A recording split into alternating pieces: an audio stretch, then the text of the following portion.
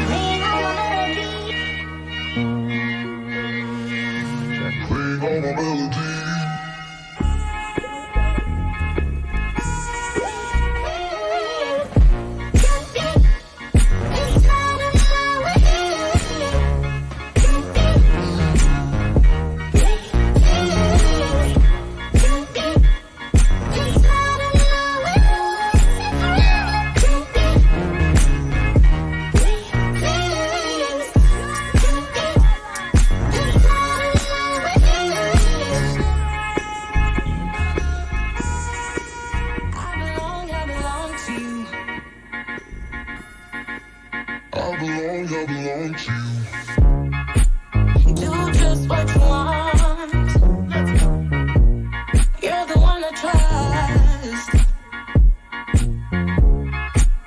And I always be around when I need some loving, baby. No one else. Yeah. Let you down.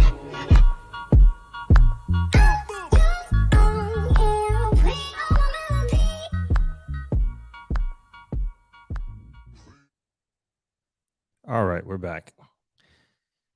Needed a second to figure out the audio. Missing all these chords jumble up everywhere, so didn't want to keep everybody kind of waiting.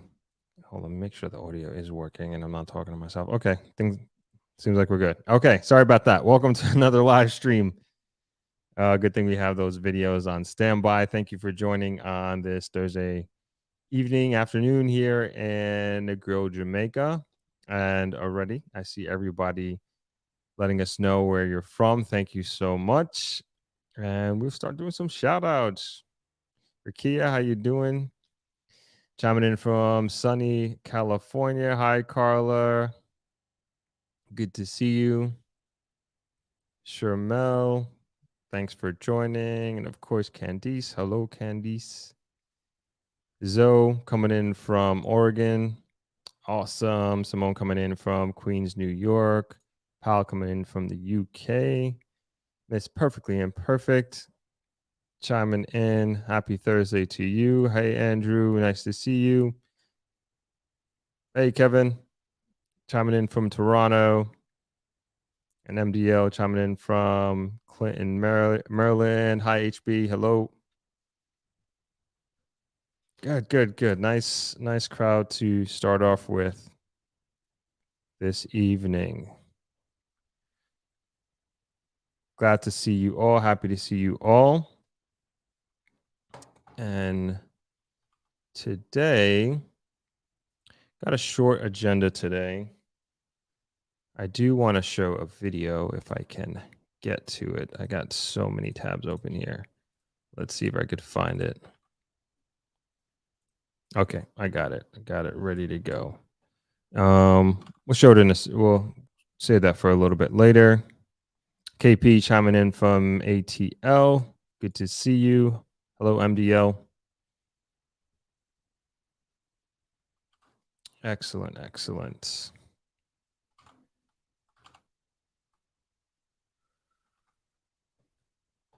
Galvin chiming in from Maryland. Good to see you. All right, let's get into the agenda. Keep them coming in where you're from, where you're chiming in from, city, state, country. Always good to hear that. Always good to see how multicultural and how wide this Throp community stretches, which is always fun to hear. I love starting off these shows like that.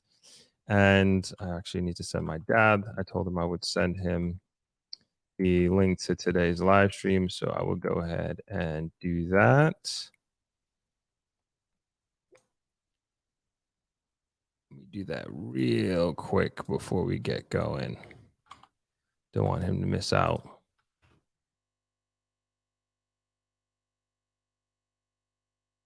right, we're done. Okay, so starting off today, I guess we'll start off with some ThropX updates. I know I usually do that at the end, but we'll mix it up today. And we will get into a few updates with that. And we'll have the email, the newsletter, which will get off after this. As a matter of fact, after this live stream, just need to tighten up some things. So we'll get that off after the live stream with an update on guests that we have, panelists, I should say, that we have coming on board.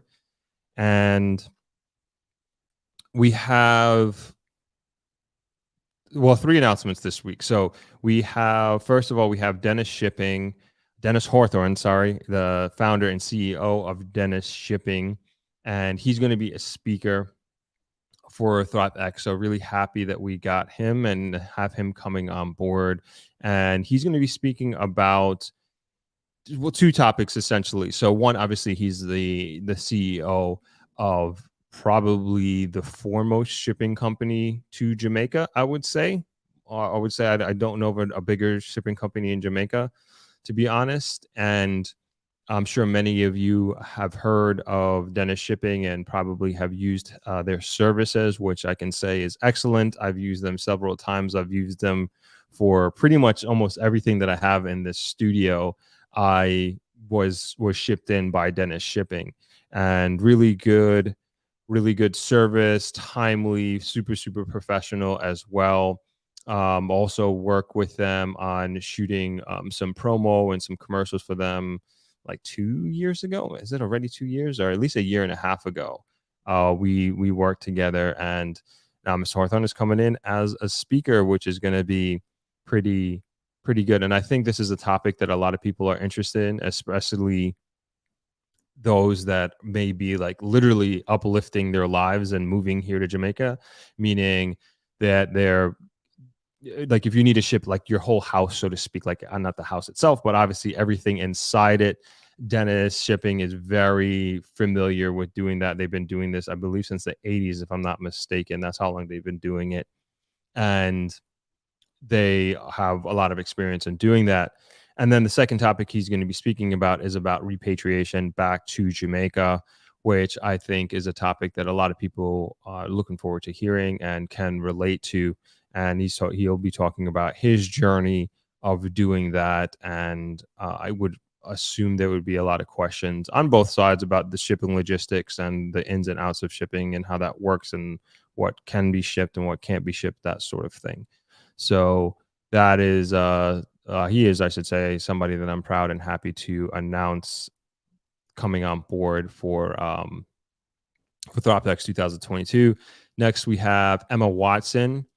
And you might be familiar with her. We did a podcast man, a year and change ago, I want to say. And she is the CEO and founder of South Coast Villas, where she rents different villas, more so in the south coast of Jamaica. And we rented one out from her for my dad's 80th birthday last year. And that was, what's the name of it? Turtle's Nest. Really beautiful, beautiful place. And that's where I did the interview with Emma, and she told her whole story, origin story of getting it started, and also at the time how she was able to manage through the pandemic. And a really smart young lady, and very, I would say, young businesswoman, and that is very ambitious in what she's doing and building a pretty amazing company. So her story is interesting, and I think it's something that a lot of people can relate to in terms of starting a business here in Jamaica. And she's somebody who started from scratch and is doing very, very, very well from what I can tell and from what I can see. So really happy to announce Emma Watson coming on board as a speaker for ThropX 2022. And the last person that we have is Dawn Gray, Miss Dawn Gray, who is the real estate attorney that you all have given me many, many questions to ask her about. So we did the interview on the sit down on Friday, and I'm hoping to have it out this week. And the questions went over like amazing. Again, like, thank you all for your great questions. And oh man, just going off, I knew this already, but just going off of our sit down, she is like the perfect person to have for our segment on real estate, which is, there's a number of segments on real estate in Jamaica, but particularly the law side, and particularly the process of purchasing. Like, this is like the person to go to. So, I mean, there are just so many gems in the interview that we had with each other, and very straightforward about any answers and opinions that she had about real estate and how to get things done and the process, and super transparent about it. And I think even though you guys gave me great questions, those who are coming to the conference or participating virtually, you'll also have, all your questions answered as well. And I've said this before, with many of the speakers and subject matters that we're going to be talking about during the conference, I really hope to go deep, and for those coming, I really want you to be able to get very specific with your questions, because if you have whatever question it is, you may be asking a question that other people may have in their heads and that they want to get answered. So it's incredibly important to me that this is a very open, it's like, to me, like, the panels are great, and I think the information and education for the panelists are going to be amazing in terms of the subjects that they're going to be talking about. But I think one of the greatest values that we're going to be pulling from this conference is really the interactions with the audience members, both live, in person, and virtually. And I think that's where the most value is going to come from. And asking and answering questions for sure, but then also it's an opportunity to brainstorm and to think amongst each other. And I'm really curious to see what comes out of this conference and the ideas that come out of that conference room, and putting all these like-minded, very smart individuals into a room, and again, seeing what comes out on the other end. So really, again, super excited to be announcing these three professional people who are, in my mind, top of the food chain in their respective industries. And I'm just so humbled and delighted to be having them as part of this conference. And I'm excited for you all to meet them in person, for those who are going to be there, and then for everybody that watches them on the live and on the replay as well. So those are the announcements for ThropX. I guess another announcement too, we were supposed to be going to, we're supposed to be going to a villa, and I've been saying this villa for the farewell party, but the one that I wanted to get unfortunately, it just didn't work out. And so instead, we decided to go with Ocean Cliff Hotel, which is a beautiful, beautiful hotel on the West End, and it's one of the newer properties in Negril. And it was formerly owned by a Canadian couple, and they sold it to a local Jamaican, and he is taking it over. So I really also wanted the place to be a local place. I wanted it to be a Jamaican place. That was important.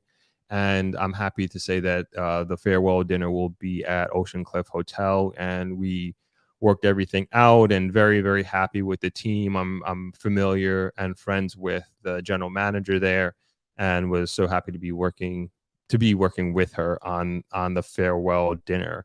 And so again, super, super nice place, beautiful place. If you all know, it was the former Spa Retreat. That's the name of the hotel that it was, and now it's known as Ocean Cliff Hotel. And that will be Sunday the 13th. And remember, if you're coming, all white. We're having all white farewell party and farewell dinner. And as I said before, we're still working on the keynote speaker for that. Did I say that? Or maybe I'm just outing myself. But anyway, we're working on the keynote speaker for that. And I can't release it until it's confirmed. And I'm super excited. Hopefully this person can come on board, and it can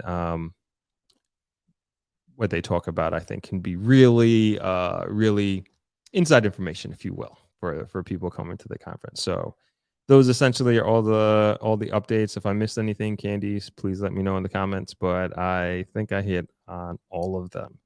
So let's head back to the comments real quick and catch you up, and then we'll move on to the next thing.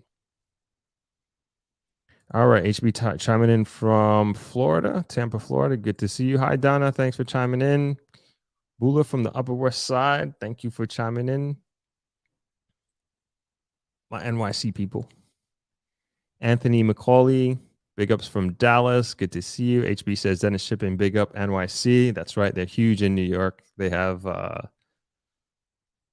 branches in Brooklyn, Bronx.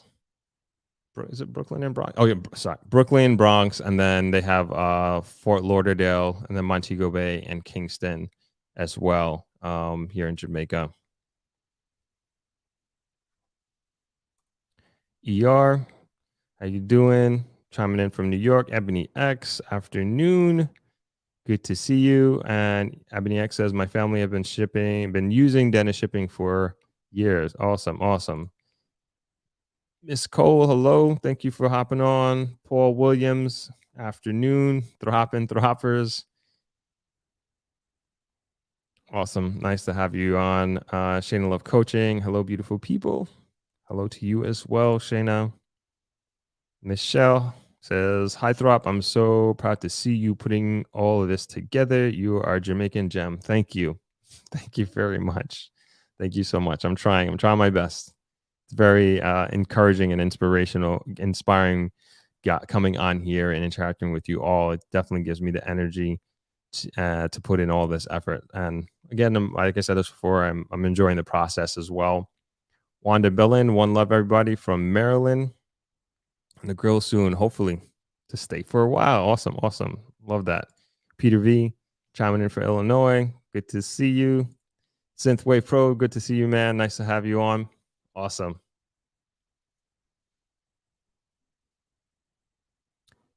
Another quick announcement, I guess. Not really Throp Access. Yeah, definitely Throp Access. I'm doing a sit down on over this weekend with a financial services expert, and they are also going to be a speaker for Throp X. And I want to know like what questions you have, and I'm going to put this in the community post as well right after this. And just like I did with Dawn Gray, who is the real estate attorney, I think it's an opportunity to get any information or get any questions that you all would like to have answered. And so if there's, and you can just type it in the chat here throughout this live stream, if you have any questions that you want to know about this Jamaican Stock Exchange, and you can get as granular as possible. if you want to know about a particular stock to invest in, if you want to know how the JSE has been performing, if you want to know how you get into the stock exchange from living abroad, that sort of thing. If there's a minimal, like whatever it is about the Jamaica Stock Exchange or investing in the stock market in Jamaica, please let me know. I will be more than happy to ask those questions of the person that's coming on. And they're also going to be a speaker at DropX as well. So we're having a few financial services experts being coming on board at DropX. So again, any questions you have, I will also post it in the community page after this live stream. So you all have that. You all will have that to use as in the comment section to ask any questions that you have for anybody, for any information that you would like about the financial services sector in Jamaica and wealth building and wealth management. All right, on to the next. Let's see, keyboard not working.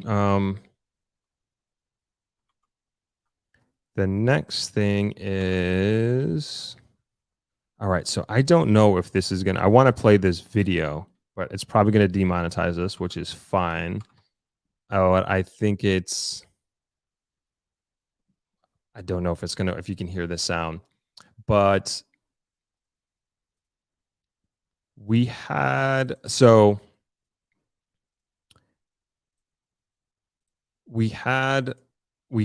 should say, I'm sure people know, but I will do a reminder. And for those that aren't aware, we have a relationship with, and we mean Westmoreland, Jamaica has a relationship with a prefecture in Totori, Japan. Totori is a prefecture in Japan.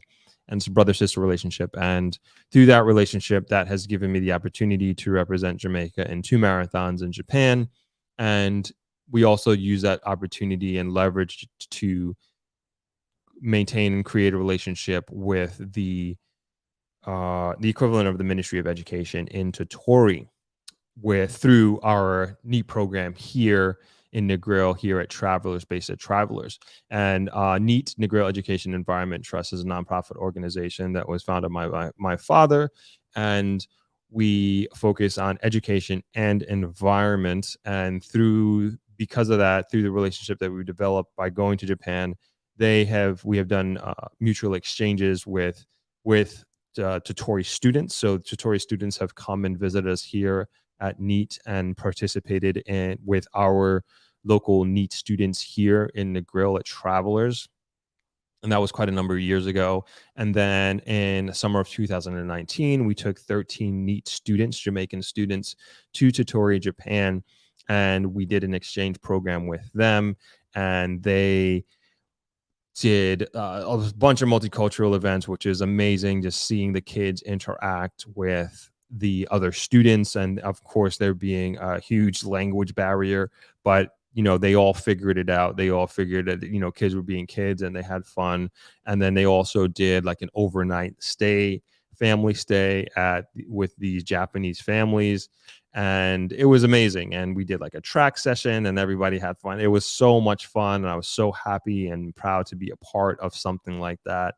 And that relationship continues to develop. And we're actually going to be working with them on something pretty soon. Hopefully, we were trying to work out the details, but we want to continue to build that relationship, and we want to continue to build that bond. And they actually did a video. Hopefully hopefully you can hear the sound. That's like the main thing. So they did a video. It's about 8-9 minutes long, but I think it's like, and we can use it as a commercial break, and we can use it, but they did it for the Jamaica's 60th anniversary of independence. And as long as the sound works, I will play. If not, then it kind of doesn't really make sense. But we've done like these exchange videos, if you will. So we've made videos with the NEAT kids, and they made videos in return. And so I remember doing that project. That was so much fun. That was last year, I believe. And they did another video here, and I kind of just want to share that with you all. It's on YouTube. Hopefully we can do that. So I'm going to say sit back, relax, and enjoy the music that these young students in Japan put together for Jamaica. This is from Totori, but let's see if I can get it going.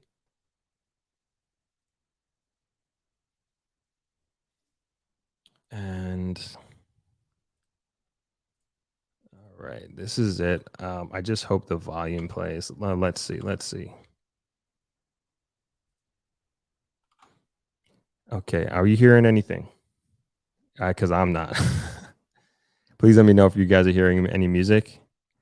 If not, let me know. I'll see what I can do about that.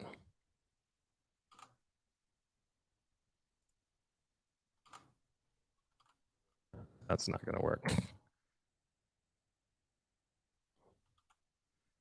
All right, let me know if you hear any music, anybody.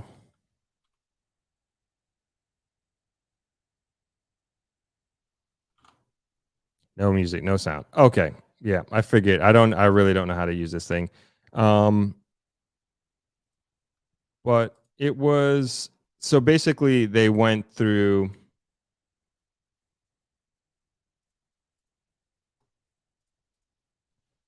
they put together this unfortunately I'm sorry that the sound isn't working. But they, took the effort to put together this very very nice, well produced video celebrating Jamaican culture, and they were playing Jamaican songs. I will put the link here so on your own time you can take a look at it uh, when you have a chance. But I thought it was like a really awesome video. Sorry, I keep doing that. You kind of just keep watching. I thought it was a pretty awesome video, and recognizes a lot of the rice fields because I ran through there for the marathon. So that was fun, and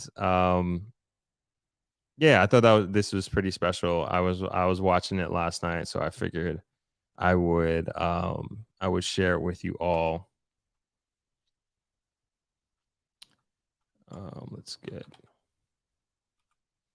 They're pretty talented kids. They're pretty talented kids, and in the video, they're obviously English is not their first language, but they're definitely trying their best, and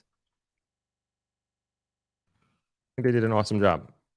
And they did all the music themselves.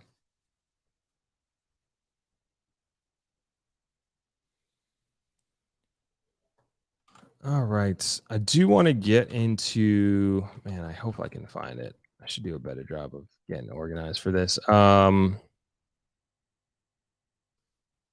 It's kind of timely. We have, I think somebody put in the comments there. I mean, X asked if the Minister of Tourism going to be there. No, he's not. He is not. This is she's asking about Thropex. So nope, the Minister of Tourism is not going to be there. Trying to, what would I say? We're reaching out. I was going to say we're trying to keep it like private sector, but for the most part, it is the Thropex that is. But there are government agencies that we have reached out to come and be on board in terms of wanting to know about certain projects that are happening throughout the island and kind of get inside, or I wouldn't say inside information, but up to date information on what is happening with those projects. So that is as far as bringing in the government, because you know want to keep it as private sector as possible.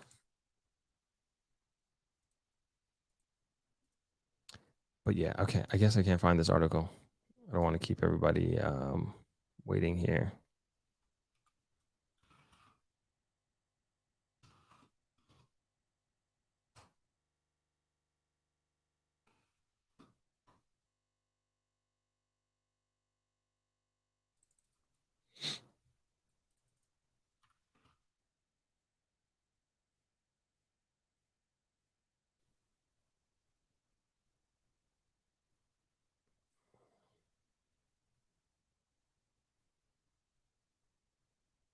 All right, sorry, can't find it. Can't find it. Gonna have to leave it. All right, let's pull that video down since especially we can't hear.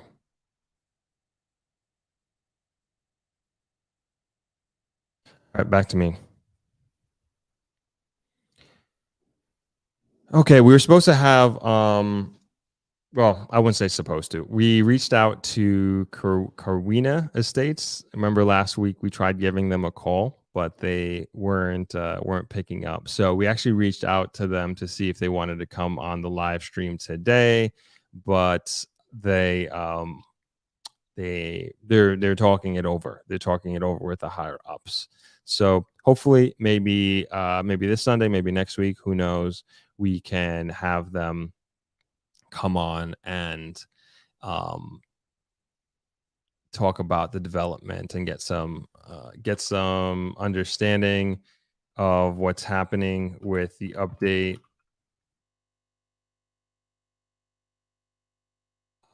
This is just so we do a little refresher. So this is Carwina Estates.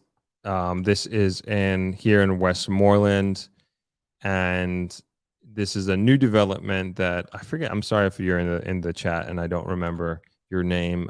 Somebody had brought it up last week, and we decided to just kind of dive into it and take a look. These are all like artistic renditions of what it will look like. And so we just wanted some information. You know, this is a 400 unit development, and we wanted just some information on, you know, layout, about the construction company, and all the details that anybody would like to know about it. So this is in Petersfield, which I can't find with my eyes here. Oh, right here. This is Petersfield right here. So they say it's 10 minutes from Sav. 10 minutes from Sav. Yeah, 10 minutes from Sav Lamar, and looks pretty interesting. I thought it would be a good, for them to come on board. I thought it would be like kind of good advertising for them. But of course, they probably want to make sure they have all their ducks in a row and everything like that, which is understandable. But hopefully, next week or maybe Sunday, we can have them come on board. But I believe I just kind of like looking at this stuff and just browsing around. Let's see the units.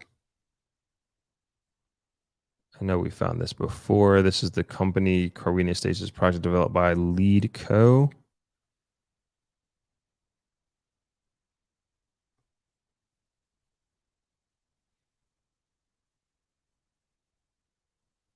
Here we go. Okay, just found it. Okay, so this is the 2-bedroom.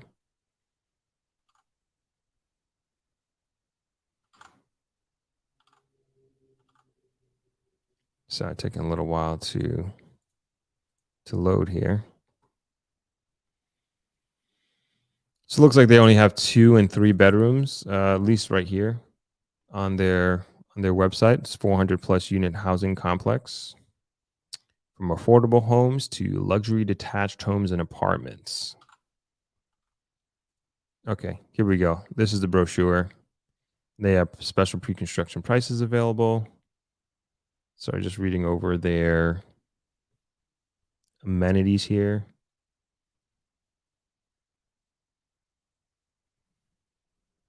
(1,566 square feet).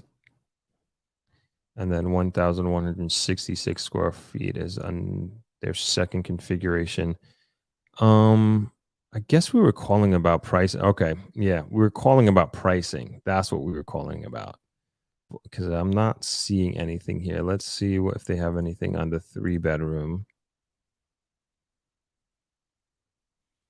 Live, work, play, the Caribbean's smartest city.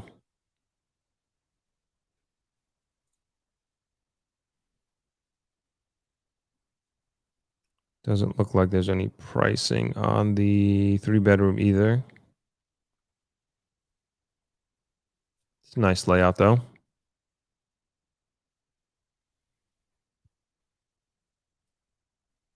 Yeah, the artist rendition looks nice. Okay, that's it. I mean, don't really have anything much on that. Hopefully, we can have a chat with them in the next few days. That will be fun. Anything in the comments? Not much here. Tony Mac, good day to you as well. Yes, doing well. Thank you for joining. All right, we don't have much in the chat today. Sorry, we don't got much. Not much on the agenda today. Unless you guys have anything that you want to touch on. I guess I could touch on something that I don't even know if I wanted to touch on this. But the promo is coming out for it, and I guess everybody will know about it by next week.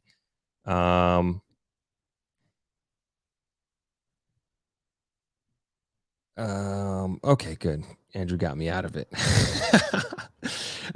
So yeah, asking about the U.S. travel warning. Is that the U.S. travel warning to Jamaica?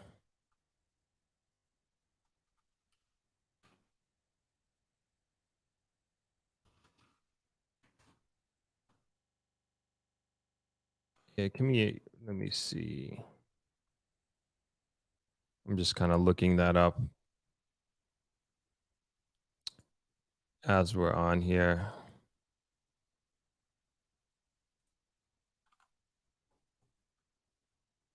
All right, I'm looking it up, looking up to see what I haven't heard anything about it. Travel Advisor October 5th. It says level 3 reconsider travel.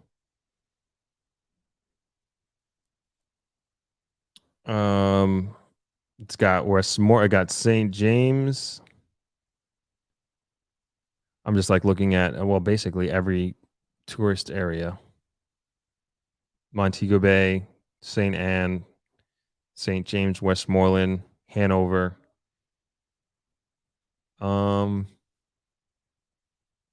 It says violent crimes such as home invasions, armed robberies, sexual assaults, homicides are common. Sexual assaults.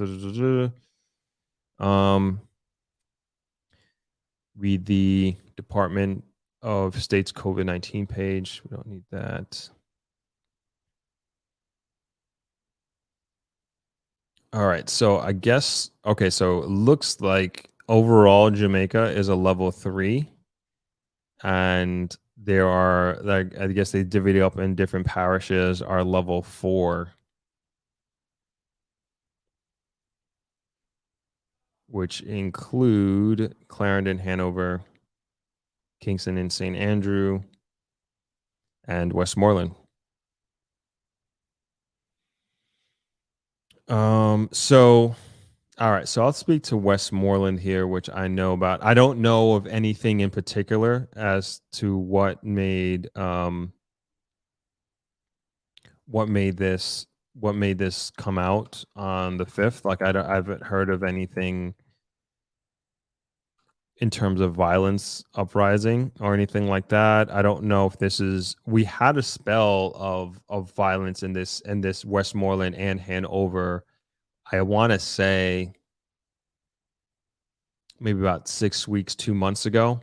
And I don't know if that has anything to do with this new advisory.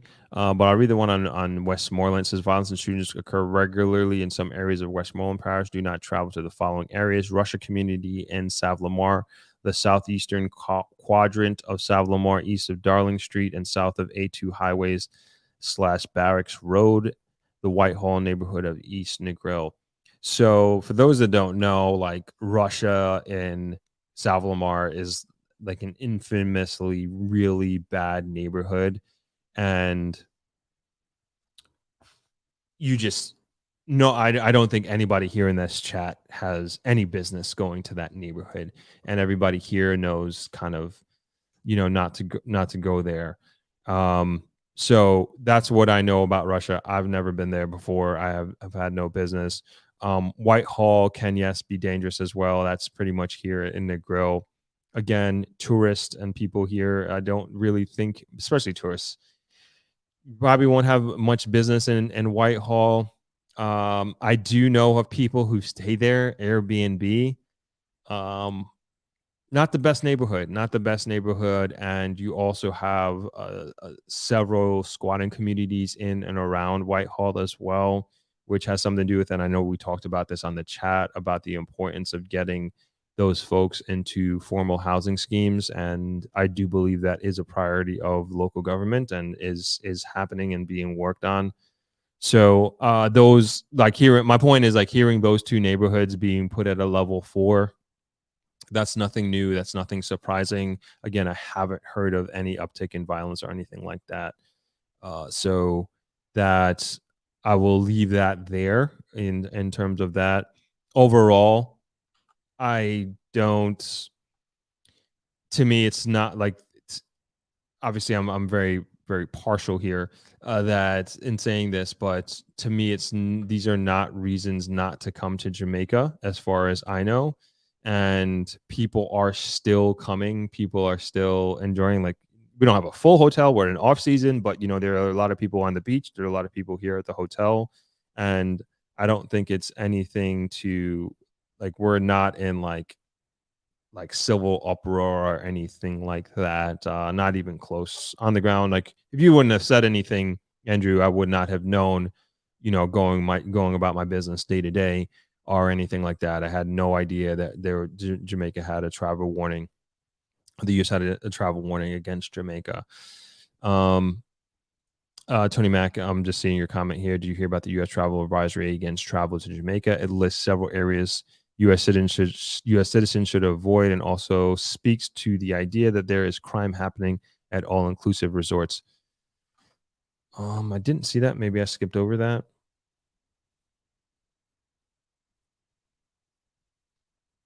Again, I haven't heard anything. I will ask around, and see if I'm missing something here, but I haven't heard anything in respect to particularly all inclusives, or again anything in particular of an uptick in crime, and in particular in tourist areas and towards tourists. Yeah, I'm not sure, and I haven't seen anything or heard anything as I said, but thank you for bringing this up. And Andrew says the warning was taken down and put back up. Interesting. I'm not sure.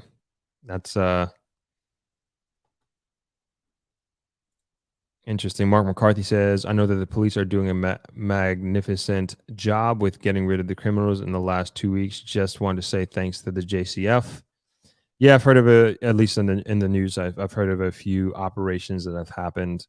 Um, and it's tough, it's really, really tough. And I mean, no excuses, no excuses, but it is definitely tough to combat this. And I know we talk about the crime continues to be an issue. I was actually talking to this lady, I think I mentioned her on Sunday. Like, I just ran into her right before the live stream, and she was saying that she wants to move back, but she's worried about the crime. And I told her this is something that we talk about on a regular basis on the live stream. And I don't believe crime and violence is something that should deter you from living your dream or accomplishing your dream of moving here or investing here at all. A lot of people are doing it already.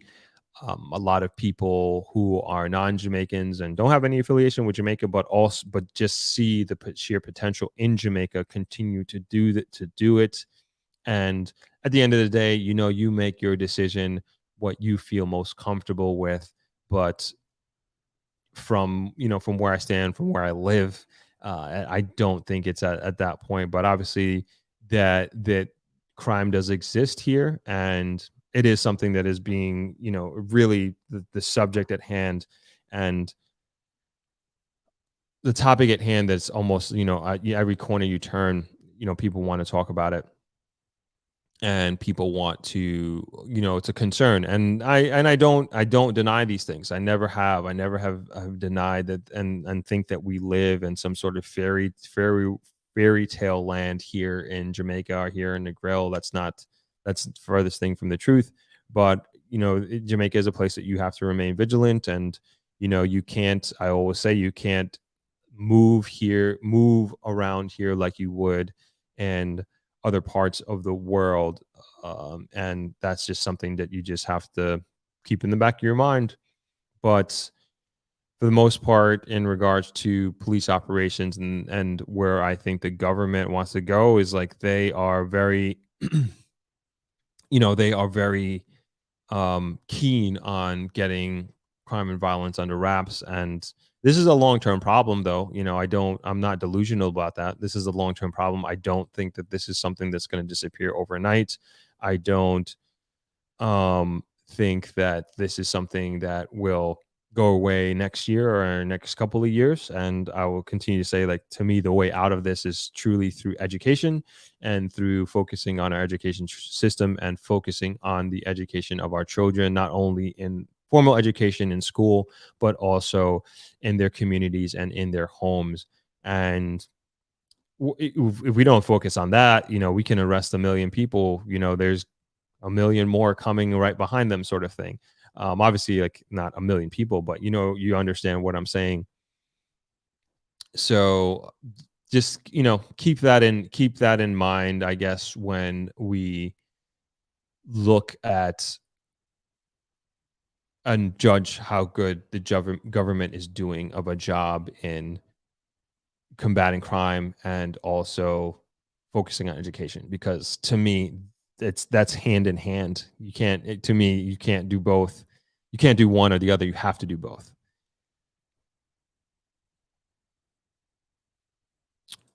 Andrew Blake says it's no reason to not be in the Grill. It's beautiful. Agreed. Miss Perfectly Imperfect said they had released one for Trinidad 2 recently.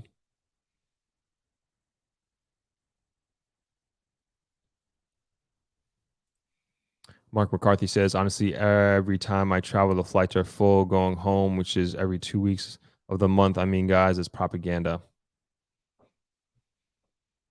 Yeah. When I came down, 2 weeks ago, it was full. Full coming down for sure. Airport wasn't too crowded, which was nice. But my flight from New York was full. Kevin Gaynor says the travel advisor even suggests all-inclusive reports aren't safe. Oh wow, that's interesting.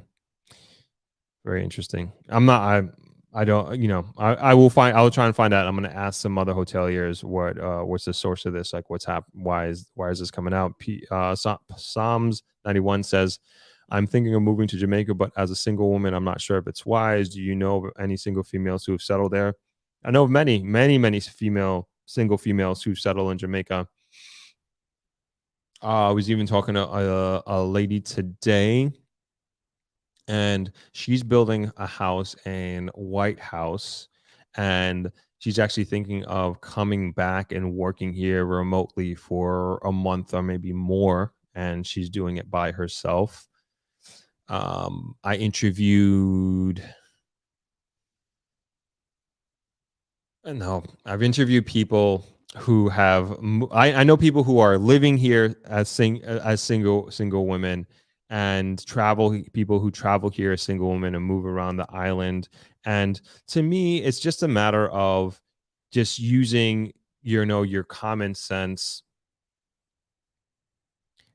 when you do, like, if you do move here or even if you vacation here. It's just like, use the same vigilance that you would use if you were in, like, anywhere, and I think you'll be okay, not going, if you drink, obviously not getting too drunk while you're by yourself, or not going into certain neighborhoods. Like, we talked about Russia, we talked about Whitehall. Like, you probably have no business being there, and probably have especially no business being there at night, that sort of thing.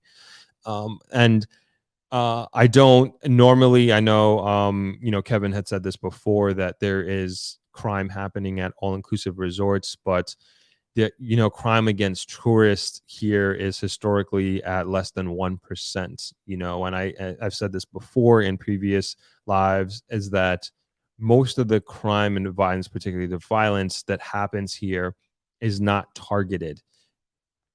is not random. Excuse me. It's not random. It's usually something that's internal, that's happening between a family, a group of people, whatever it is, but it's usually not something that's random. Like Negrilla is not a place, like that you walk, you walk downtown and you're going to get pickpocketed. Like that just doesn't happen. Like if a pickpocketed somebody in downtown Negrilla, like everybody is going to run them down. That's just how it is.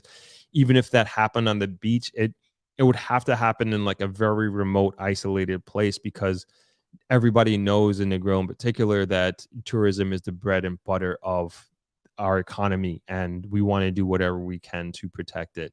So in that sense, I don't, Negril is not that kind of place. Maybe I'm not going to talk about about other parts, but just like I've been pickpocketed in New York City. Like that happened to me.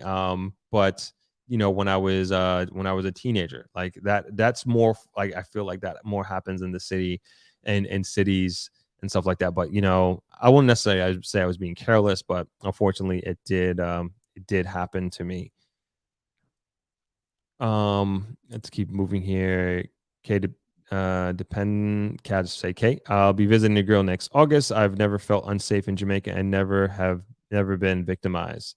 Expat Lifestyle says there is a travel advisory on the Government of Canada website as well. However, from my standpoint, there is crime everywhere. Mark responding to Psalms 91. Yes, I do know a few ladies that have moved back to Jamaica. You check out a few of Throp interviews and they are doing quite well. But again, Jamaica, you have to stay vigilant. Agreed. Kevin says the travel advisory also suggests that those staying at all-inclusive resorts are at risk for crime. Interesting. I'm again, I gotta have to really look that up. Kay says, same as if you lived in a large city in America. Exactly what I said. Yes, must use your common sense for sure. Ebony X says, I was in and around Jamaica last year for over a month and felt safe. Pot calling the kettle black. I watched the video of the children. Really nice. Thank you. Awesome. I'm glad you enjoyed that, Ebony. Stanley Franklin says, hi, Throp. Good evening, family. NYC in the house. I'm late. Nope. You are just on time. Thanks for being here. Michelle says, I believe Amnesty International released a warning about traveling to the U.S., said the mass shootings are an epidemic. Also, last week, I heard that there have been, I guess, more mass shootings, which unfortunately is not surprising in the U.S. Not cool at all. B. Isaiah says, you just have to be smart about your business, low key. JA is too beautiful not to go and visit. Michelle, I continue in thought, over 22,000 gun killings in the U.S. so far this year. So I guess each country has its issues to deal with. Ebony X, I've been robbed at gunpoint in the Bronx. Boy, oh boy. Yeah, I've had friends who've been robbed at gunpoint and at knife point in the US and in New York. But yeah, it's, as we kind of, the theme here goes, this is like, you have to be vigilant. And again, I'm not trying to undermine the crime that is happening here in any way. But it's just, it's just important to be smart, and you got to be a little bit more vigilant probably than where you are now and where you are coming from. And I don't, and I also want to be clear is that it's not like, it's not like I'm walking around here, Negril and Jamaica, and I'm like worried, and I just have to be like, oh my gosh, am I going to get robbed? Am I going to get shot? When I go down the street or anything, something like that. Not at all. Like I move very freely, and like spiritually, I move very freely within my mind around Jamaica, around Negril for sure. And I'm not worried, but I'm also, I stick to what I know. Like I'm not, I do my best to like avoid traveling at night. Negril is different. Like I leave here late, leave work late in the dark. That's fine. And I'm lucky to have my own car. So I drive to and from home, and I'm okay. When I go to Kingston, or I'm traveling to other parts of the island, like I do, again, try to be driving or commuting during the day. When I'm in Kingston as well, again, lucky to have a car. I just, stay on the main arteries, stay on the main roads kind of thing. I'm not going into certain neighborhoods. And, you know, there's never, I can't, I mean, I'm guessing, knock on wood, I'm lucky. Like, I can't really think of any time that sticks out in my head where like I was fearful of my life, or I was like, man, I wish I hadn't done this. I wish I had done that. And it's just kind of like, I know not to go and move around certain neighborhoods or around the island during certain times. I'm also not much of a partier, especially these days, like at all. So you're not going to see me out at a party or at a nightclub or anything like that. I may go out for like a social event for dinner. Of course, I like going out, eating out for dinner. But other than that, I go to bed pretty early and wake up pretty early and train in the morning. So, those sort of worries, if you will, are not really of my concern, because that's not like my lifestyle right now. So, for those younger people in the comments who do go out, I'm not sure. I don't really speak to, I can't really speak to that now in 2022, but I've had my fun, when I was in my early 20s, and I use the same vigilance, of being around good people, walking in groups, that sort of thing. And, thankfully, thank God, I've kind of gotten away unscathed, during my party days, if you will. Um, PAL says, as a woman in the UK, I wouldn't walk late at night.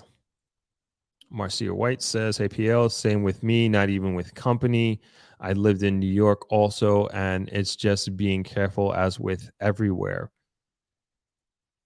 Anthony McCauley says, the crime is everywhere, even here in Dallas, Texas. The problem is more magnified in Jamaica because it is a smaller country, but much of this is driven by the police. At Throp, you don't have to answer, but it is smart to have a license to carry. It would be one of the first things I would apply for when I come back home. I know a lot of people do have a firearm.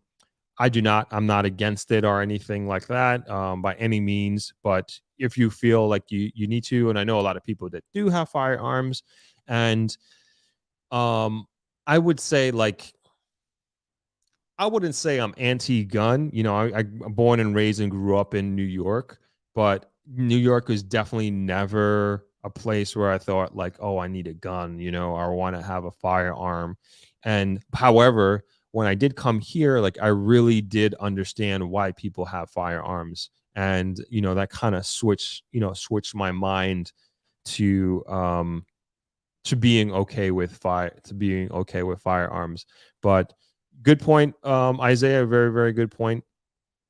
And that's always an option if this is something that you feel that you need. It's, I would say, quite common here, and it's not like the U.S. Like, people here aren't like, gun crazed, if you will. Like, I have friends that have like 10, 15, 20 guns, which is like crazy. Like, why do you need so many guns?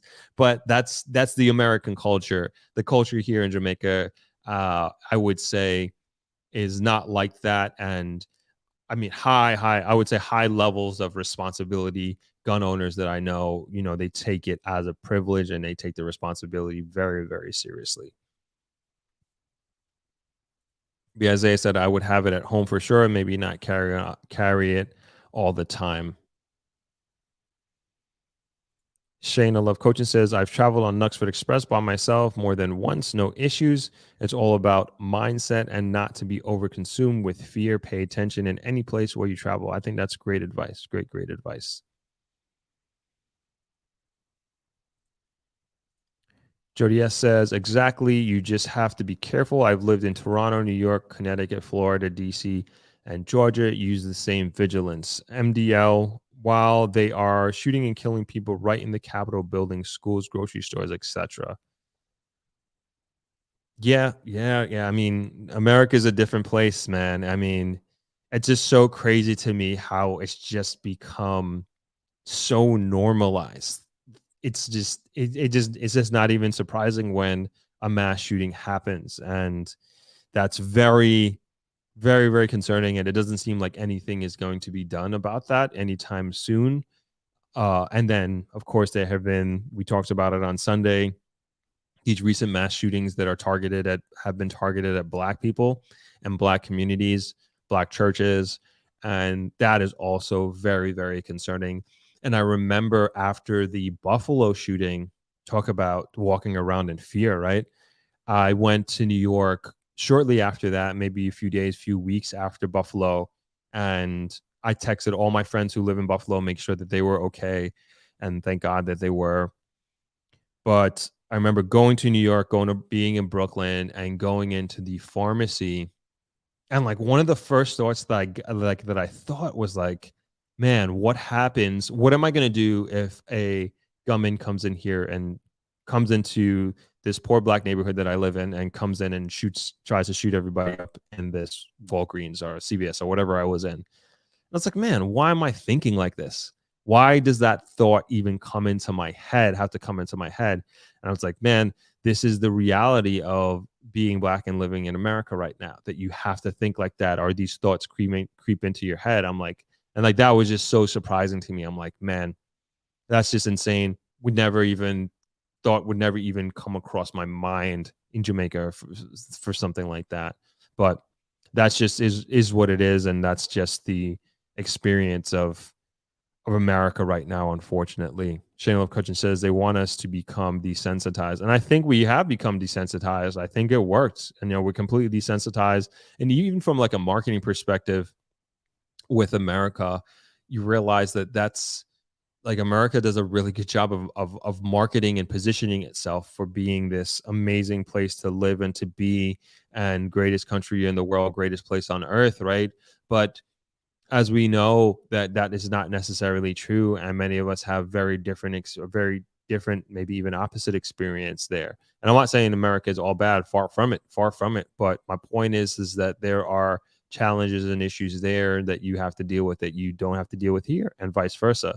So at the end of the day, when it comes to choosing where you want to live, where you want to invest, it comes down to weighing basically, weighing those options and what you look for and what is a priority for you.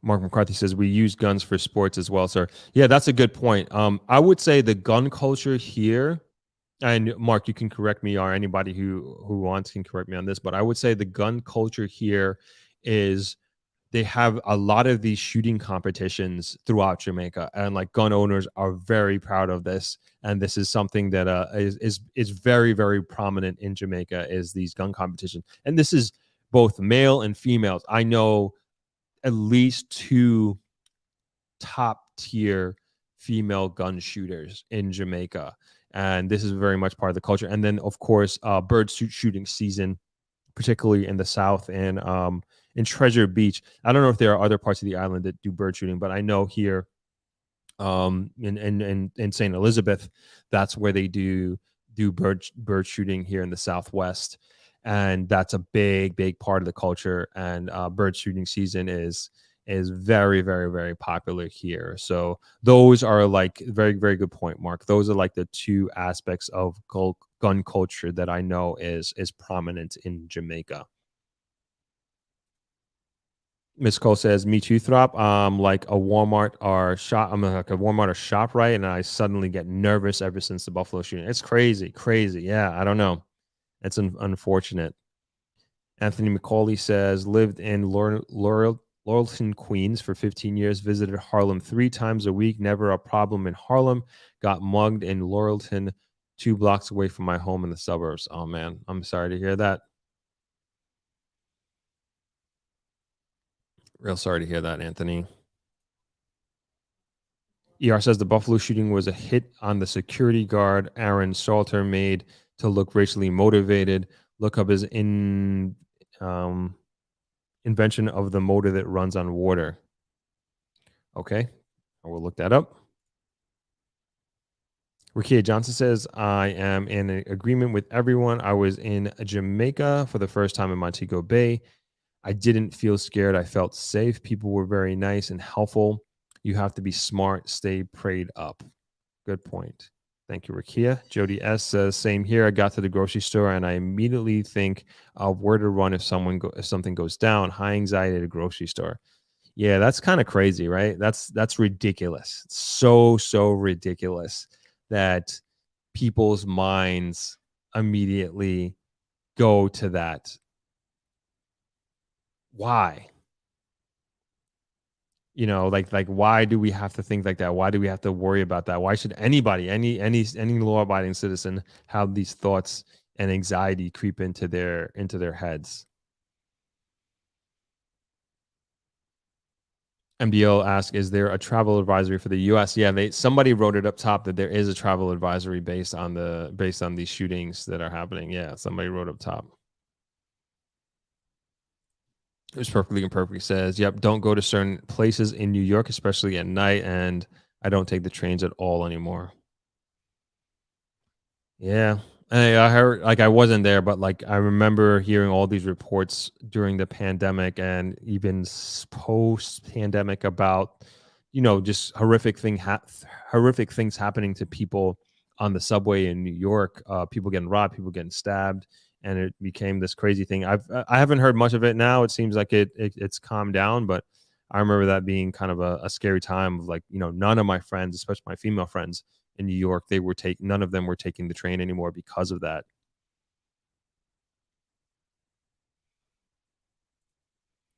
Kay says the shooter in the grocery store was racist and had the N-word on the muzzle of the gun. Yeah, there's no doubt about that. Alex Jones just got hit with $1 billion in damages because he said the school shooting at Sandy Hook was a hoax. Yeah. Not I'm not a conspiracy theorist either. Those things are very, very dangerous. And yeah, he got hit for a Billy. Absolutely deserved that. 100%. And yeah, I do want to I completely 100% think that the shooter in Buffalo was a racist. Like, no doubt, and he targeted black people. 100%. Ebony X says gun is part of American culture. It was founded on violence. That's for sure. HB says we still plan on moving back to JA. Don't want to wait till retirement age. I agree. And I was talking to this couple. This was like a few months ago, I believe, and they were telling me that pretty much the same mindset. And their whole thing was like, yeah, people talk about moving to Jamaica and retiring here. And they were like, why would we move to Jamaica and retire here when we can't enjoy Jamaica? And they were saying that they just want to be able to travel around the island and to go to waterfalls, go to different attractions while they have the energy and while they have the ability to do so, as opposed to moving here when they're retired and maybe they don't have the capability to do it. And so they decided to move here early, so to speak, earlier than retirement, and so they're able to enjoy the island the way that they would like to enjoy it. And so that's a good point, HB. That's a really good point.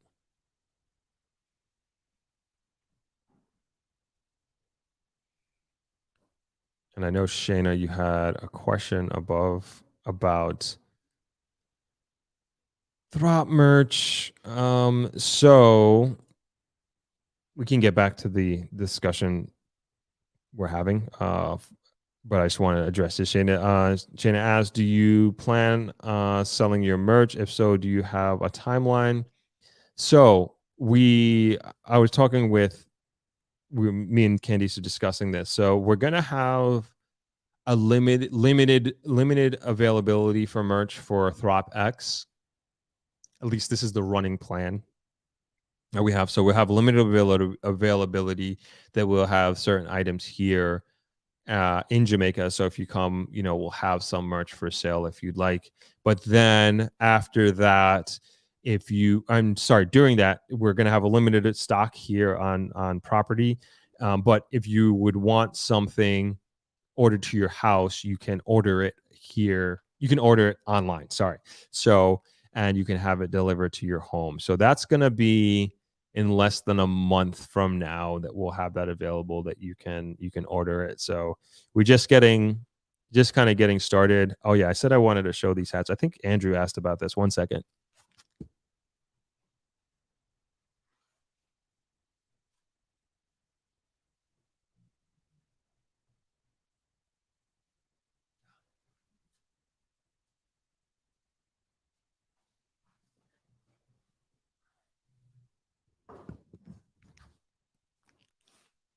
Love the shirts at home, but I'll show that another time. But we do, I mean, have a couple hats, and these were just samples. Like we weren't.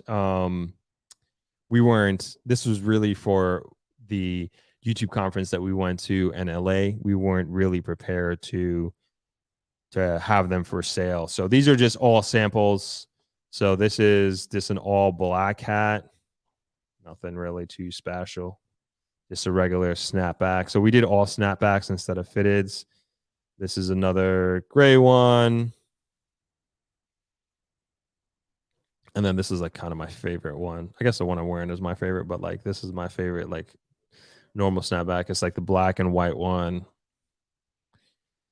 And then we have t-shirts, again, limited. And then also the hoodie that I had. I think I had in, did I put a picture up of this? Had one in, so we had this. So we have this t-shirt, the same t-shirt that me and Candice are wearing here, which are just the outline of Jamaica and the grill. And then it has the Throp logo on the back of the neck. And Candice has, you can't really see it here, but that's the Throp sweater. So that's a zip up. And then I have the hoodie. So Candice has it's a zip up and a hoodie. And then I just have the normal hoodie. But I didn't really like this hoodie, and I'm glad we didn't mass produce it. I love the quality. I just didn't like the print.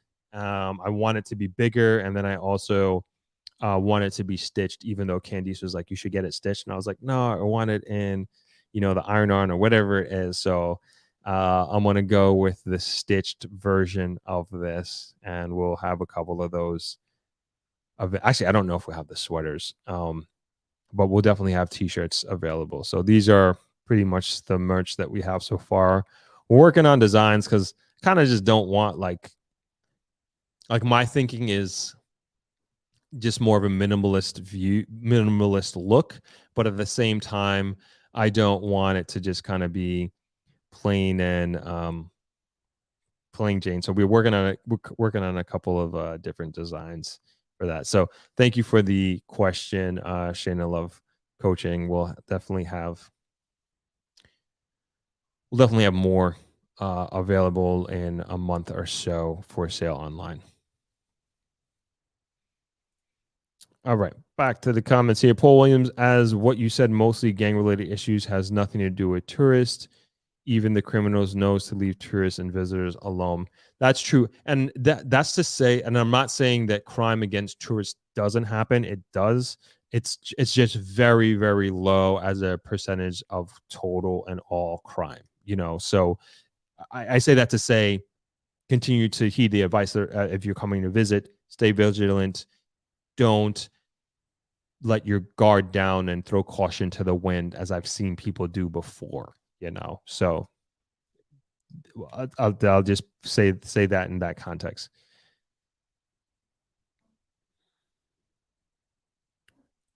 I think we already did that. Ebony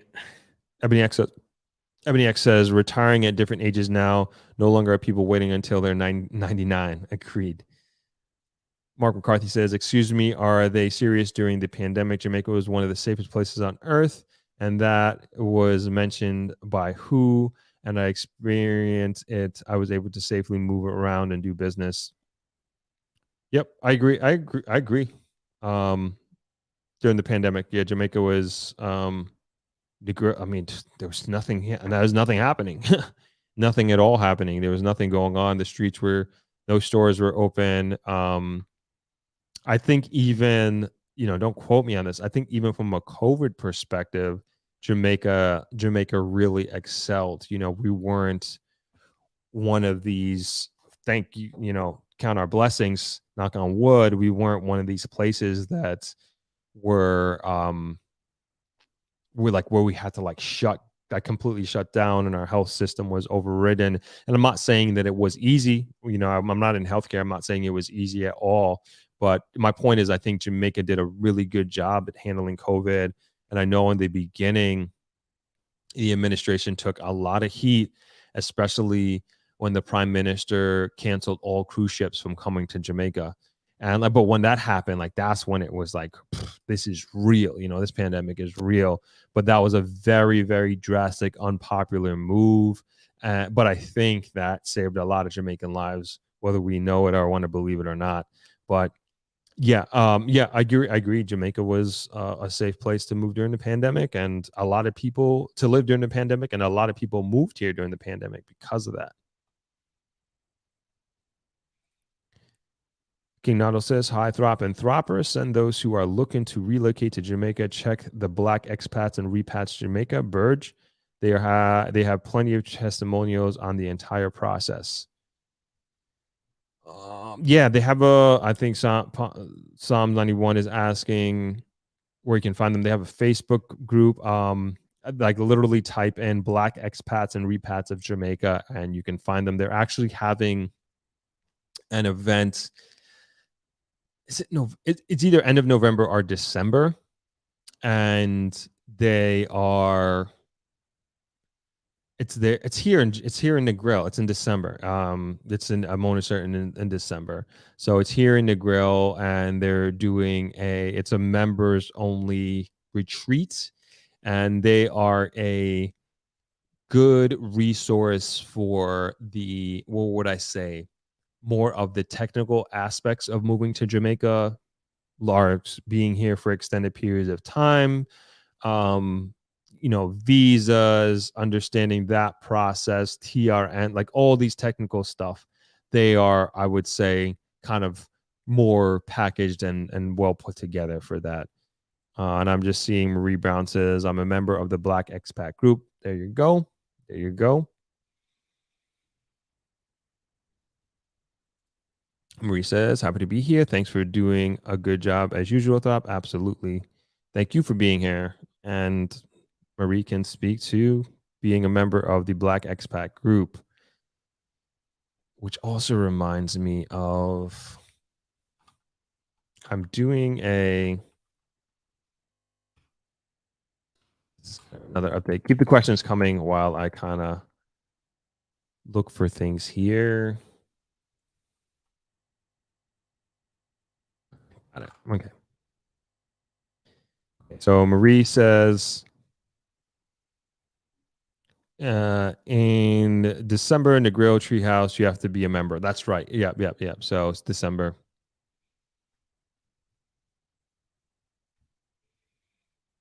So good. They have good information. They also have a book. I had posted it in a video with one of the members, but they have a book that helps you move to Jamaica, and again, it has all these intricate details of the process. So thank you, Marie, for that information and clarification on when the retreat is.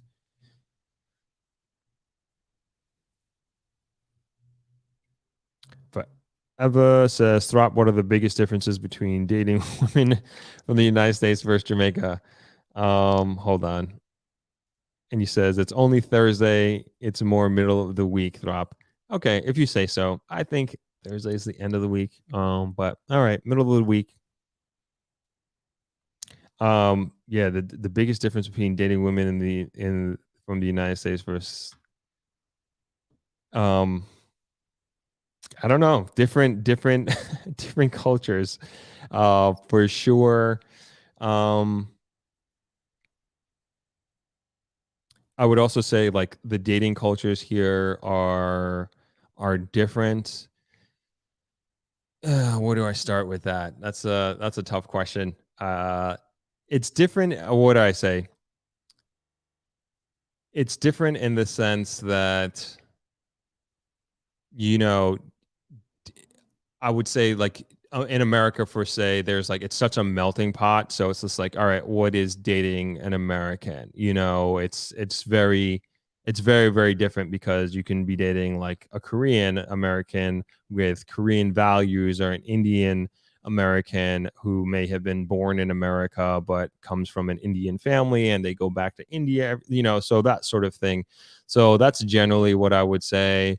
And I feel like in Jamaica, culturally, it's more homogenous, and you kind of, at least I'll speak for myself, like I know and understand Jamaican culture very well, and so I know what I'm getting into right off the bat. Whereas, like, you know, maybe dating outside of my culture in America and maybe a little bit more of a not a fact finding mission, but it's just you know, you're learning about a different culture. You're learning like while you're also learning about that person that you're dating.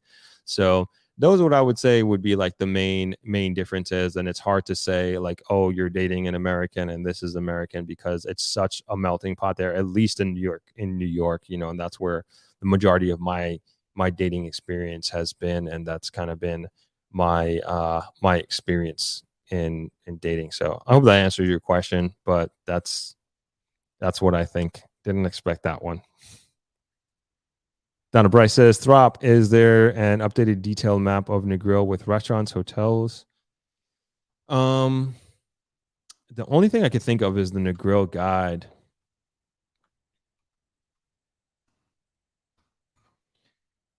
Let's see.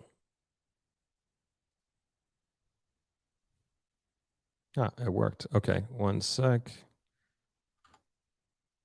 I think that's like the best bet. I'm just gonna pull it up here.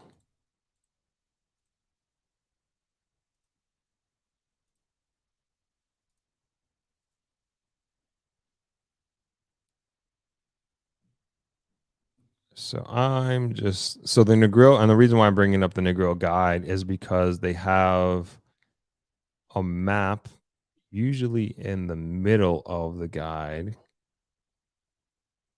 Oh, cool. This is us. I forgot about that. This is when we went to Satori, Japan, and they talked about the exchange. And yes, it's kind of a bad picture because it's, you know, PDF put on the internet, and these are all of the Jamaican students that we had come with us in the yellow, and then the Japanese students as well. They did I don't know what it was called, but basically they did Japanese performances for us and the students, which was cool. All right. Restaurants. Hold on.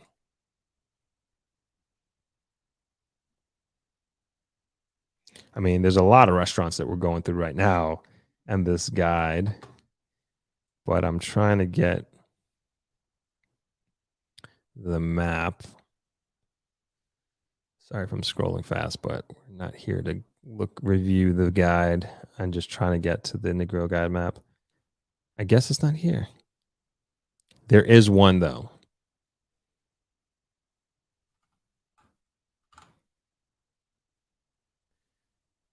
All right, let's try.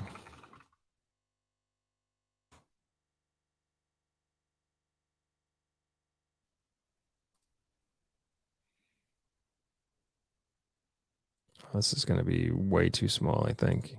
Oh, this is not bad. So I'm just trying to see if this is accurate. When I say accurate, up to date. Um,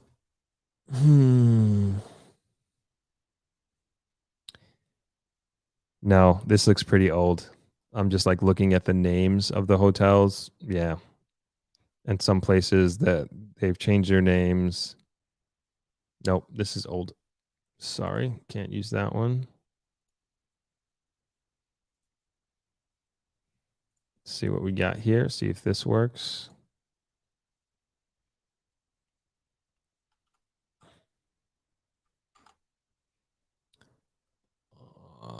Let's see. This looks like West End. No, this looks old. 2008. Just seeing at the top left.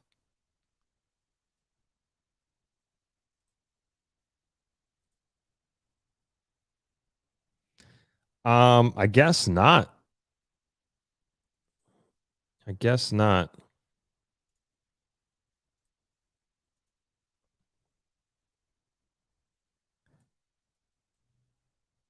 Well, let me look up the map of Negril. It's a pullout. That's why it's not there. So right here, because I know we have it. It says it's a pullout.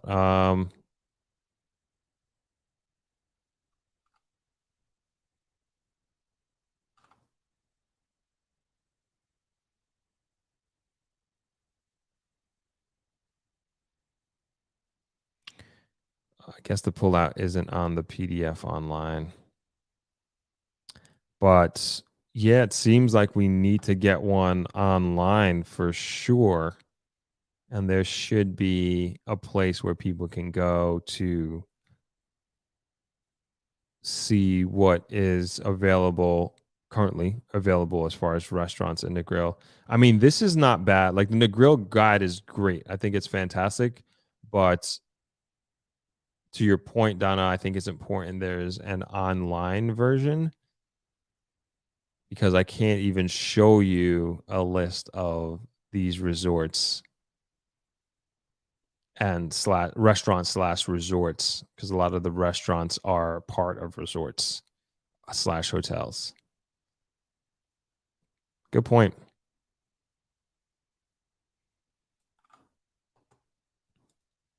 Sorry about that. That's damn, and that was 2020. Obviously, that was pandemic. I took that shot by the way with my drone. FYI. That's travelers in the bottom right.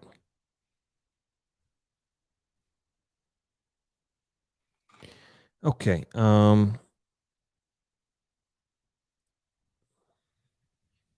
Canal says, "Man, I missed Air Jamaica magazine because it was laden with all things Jamaica with restaurants and hotels, locations, etc. Plus monthly feature on cuisine and lifestyle, how times change." I agree. I remember that magazine. That magazine was awesome. Even as a kid reading it, I actually used to look forward to it and and then even the some of like the I don't know what you call it, but the onboard featured movie or featured uh advertising, a lot of it was Jamaica based. If you're flying, at least if you're flying from New York, I feel like if you're flying to Jamaica, they always had like some video feature. This is before the plane took off or as it was taxiing, that played, and you didn't even need. I don't even think you needed headphones to hear it. I don't. I believe everybody listened and watched it at the same time, which was cool. But I do miss that magazine. Good point, King Naldo. Donna Bryce says updating the map online would be helpful. Is the guide available at hotels? Yeah, the guide is available. I don't have any in here, but we do have them here at Travelers, and we have them available. At least we used to have them in every room. I don't know how they've lasted as far as like the inventory available the last 2 years, because usually the Chamber of Commerce does this guide every year, and we haven't done one since 2020. So I'm sure that's on the agenda of the chamber to get that out and up and running for 2023, hopefully. Chris, what'd you miss? Shayna says a lot. We hopped around various topics. Yeah, we definitely did. Nice shot. How tall am I? Is this part of the dating question? I'm 5'10". I'm 5'10". Average height. Yeah, we're all over the place today, Chris. All over the place.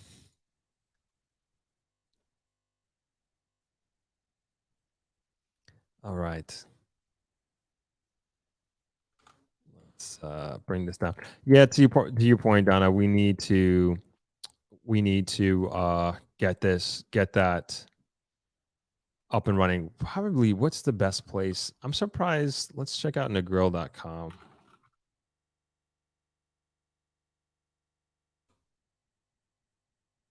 don't have.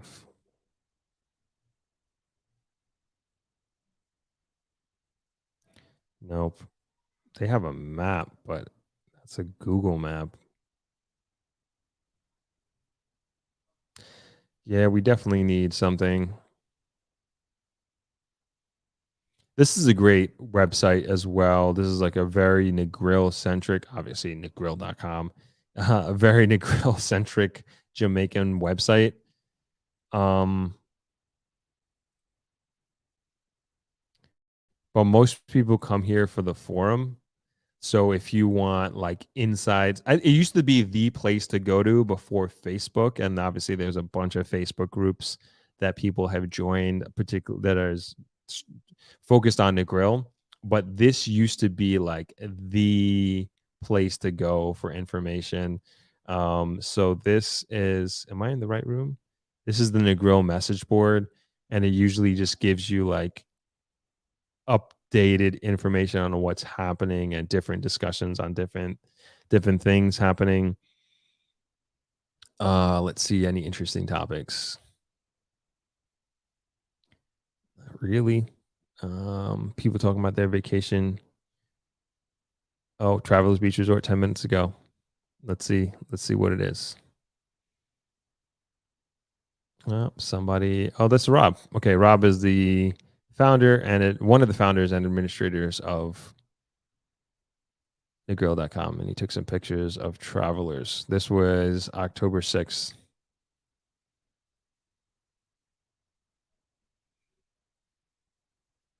And somebody says here why that might be the widest I've ever seen that beach. Beautiful. Yeah, we got some beach. Our beach has increased a little bit because of, I guess, because of Ian, Hurricane Ian.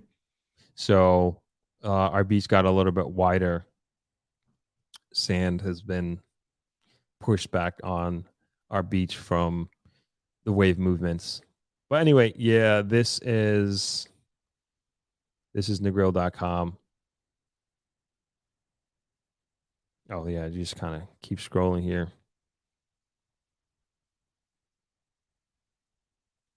Oh, the Mega Medical Hospital. See if we have some new pictures. Oh yeah, Rob put some new pictures on. I took my dad to an appointment yesterday. This is actually a really nice facility. Really, really nicely done. They did a great job on it. We can see Rob's pictures here. These are all outside. Okay, no pictures inside. But yeah, this is such a great addition to Negril. You know, they have CT scans, what do you call those? Ultrasounds, MRI machine they told me is coming on board later this month. It's already here. They're just programming it. And this is just like huge. I can't tell you like how huge this is for Negril to have these these services available, because if you know, to do an MRI, usually you'd have to go to Montego Bay. You know, it's an hour and a half drive to Montego Bay, hour and a half back here. You know, 3 hours of your day is done.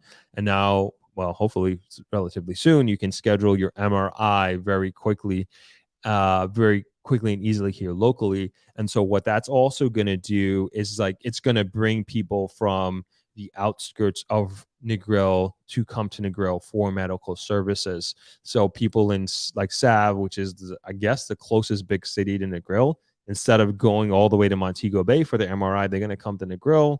What that's going to do, you know, people are going to have lunch. Maybe they're going to hang out for the day. What, maybe overnight? I don't know. But the whole thing is just like and I was telling actually Dr. Foster yesterday. I ran into him. He's the founder or one of the founders of Omega Medical Hospital, and he you know, I was telling him, I was like, man, you know, and I'm sure he knows this, but I was just telling him like, man, you changed the community completely, you know, by offering these services just locally and very conveniently. And I wish, like I think about like, you know, all the times like I've you know, the torn ligaments in my knee and my ankle are I got stitched up quite a number of times here, but that this is all like these sports injuries that I get, and sometimes you have to like travel far. But now, like all of that is cut out, and I wish knowing me, I'm probably will tear another ligament at some point in time. Just from all my training and everything like that. But at least I have that here available. They also have a physical therapist on staff. I've been meaning to reach out to him for my ankle, but I was driving when I tore the ligaments in my knee, and or at least found out, and I was doing PT in January. Was it January? I was basically driving to Montego Bay like 2 to 3 times per week to get PT done, because that was the only place that I could get a sports physical therapist to work on my knee and to rehab me. But I did it because I wanted to get back and I wanted to start running as quickly as possible. But now again, you have these services being offered locally, and man, just amazing addition to Negril. And so Dr. Foster, I didn't send this out in an email, but he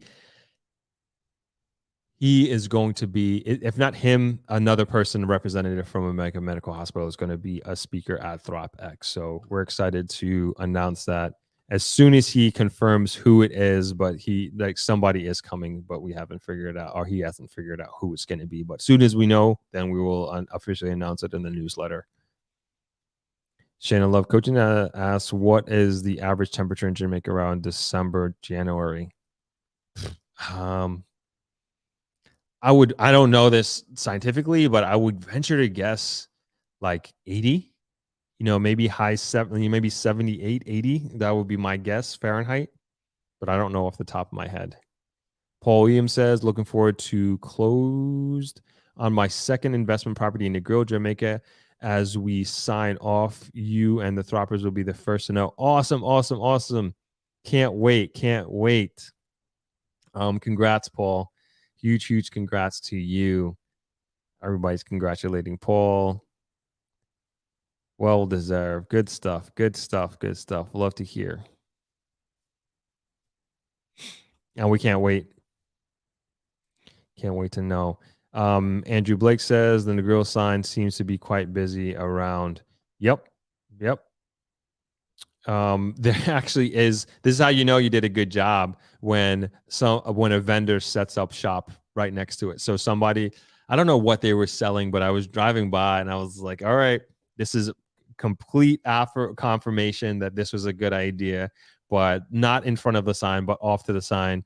I'm sure they were selling like drinks and snacks, because obviously it's so popular. People are going there every day regularly to take pictures in front of the sign. So of course, the entrepreneur in this individual, and I'm sure there's going to be more vendors who are going to set up camp there every single day. That's just the way it works. Where there's a crowd, where there's people, then somebody's going to sell their goods and wares. And that's what is already happening at the Negril sign.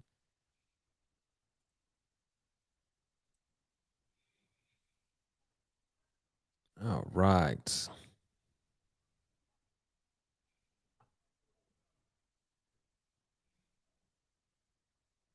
Oh, you guys are laughing at my my joke there about the dating question. Hey, Night Wendy. Thanks for chiming in. All right, got any questions here? Going an hour and 40. Can always have no problem ending early at all. But I also like hanging out, but I don't like wasting y'all's time. So let me know if you got any lingering questions or topics that you all want to discuss, and I'll be more than happy to do so. If not, I got one more thing to bring up, but we got a live stream on Saturday and then a Sunday. But on Saturday, I'm actually doing I don't know much about Greek life, but I'm going to be a speaker at the Delta Sigma Theta sorority reunion, Jamaica chapter alumni reunion on Saturday. So it's going to should be fun.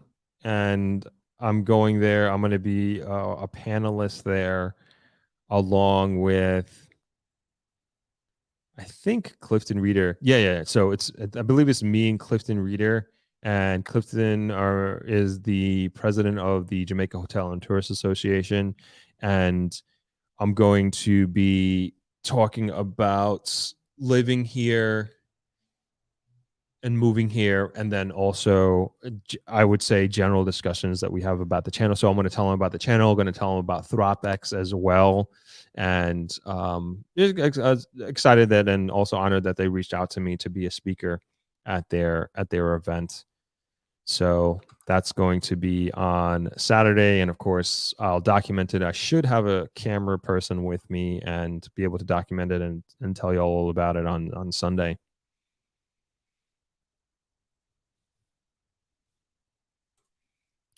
Red Striper Heineken.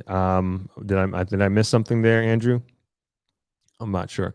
I'm not sure the context of that. Location. King Nautilus says nice merch swap. Thank you very much.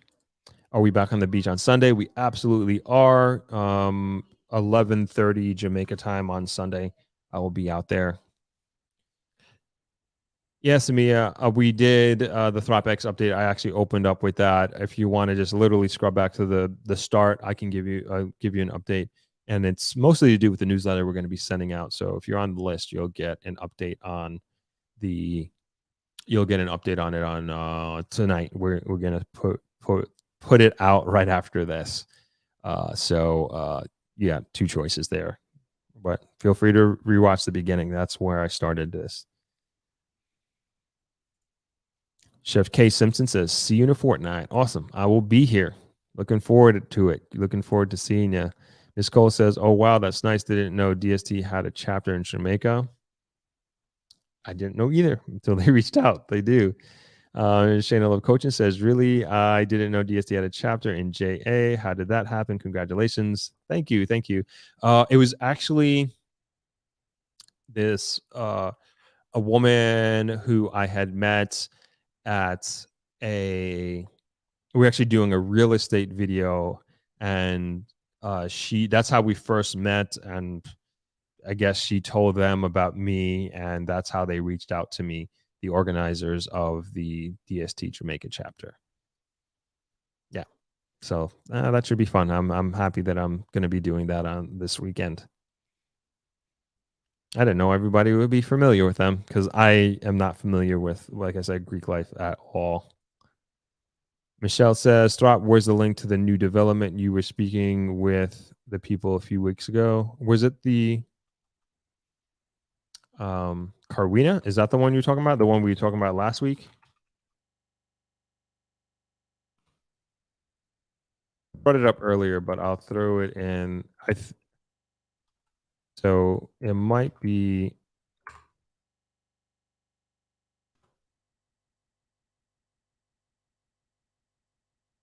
Let me know if this is the one that you're talking about. I am just sharing my screen now. I put it in the comment section there. Is this the same one we were talking about that you're referring to, or is it the what is the name of it? West Isle. Is that the one that you're talking about? Okay, so that's Carwina. It has to be one of these two. Maybe Carwina, and so yeah, Chris. We reached out to them, so Chris is asking, did I call them? We reached out to them to ask them to come on the live stream today, but they had to talk to higher ups to get the approval or whatever have you. So hopefully, maybe Sunday, if not Sunday, hopefully by next Thursday, that we can have them come on and give us some updates and some information on the development. So there's Carwina, and then there is West Isle.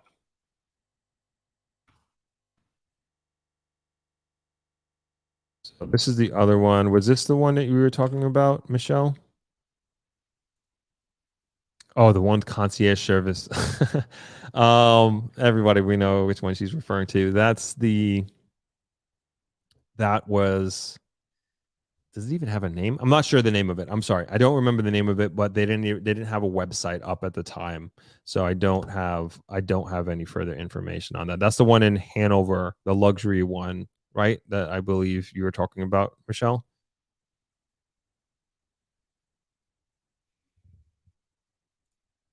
Miss Cole says, I went to an HBCU, so very familiar with the Divine Nine. Cool, cool, awesome. The one not built yet. Yeah. Okay. Yeah, yeah. Don't have any information, further information, I should say, on that at this time. But I did invite them onto the podcast again, when if they wanted any updates or wanted to talk for any further about it. But don't have any updated information on that one.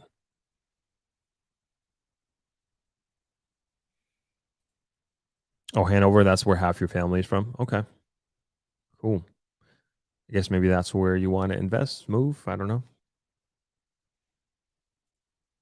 Shane Love coaching. It was called the grill something.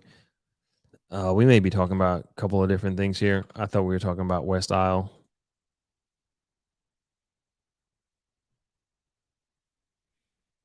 Oh, Chris is asking about the investment guests. Actually talking to them this weekend, man. So Saturday morning. So it's not a live. It's going to be an actual podcast. So should have that. Sorry, I'm messing up the live here. Should have that hopefully next week. So we're talking with them. So that's with talking with NCB Wealth Management about investing in the Jamaica Stock Exchange. So that's on Saturday. We'll record it and hopefully we'll get it out the following week, so you can view it and enjoy it. Hopefully, I know that's something that you've been asking about and are interested in, Chris.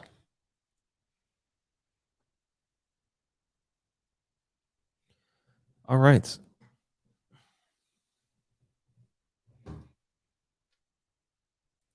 Yeah, I did. So I actually asked this earlier. So I'm going to post about Chris is asking, am I taking a list of questions for them? Yes. So if you want to go ahead and throw it in the chat here, I will have no problem documenting it. And then I'm going to ask for questions in the community post. So I'm going to put that up right after this. So either way, if you want to post your questions here or in the community post, I have no problem taking them. Shana says, I'm referring to the Hanover project. I thought it was called Negril something when not located in Negril. Yeah, you're absolutely right. I remember that. Yeah, you just jogged my memory there. Yeah, it is very far from Negril, as a matter of fact. So we'll see. We'll see. I don't remember the name of it. Dragon or Guinness. Where are these beer references coming from? I think I'm missing something out of context. Andrew asked about Red Stripe or Heineken. Am I just supposed to choose randomly? All right, good investment question here, Chris. Why do we need a broker when you can place trades directly on the exchange? Good question.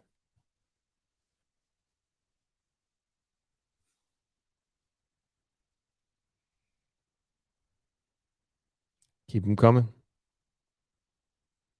Oh, I have to choose. Okay. Oh. So with this, I will say the Guinness so I had Guinness in Ireland and I enjoy this. Okay, I'm just gonna leave it at that. Hold on, let me screenshot Chris's questions here. I don't want to miss them. One sec.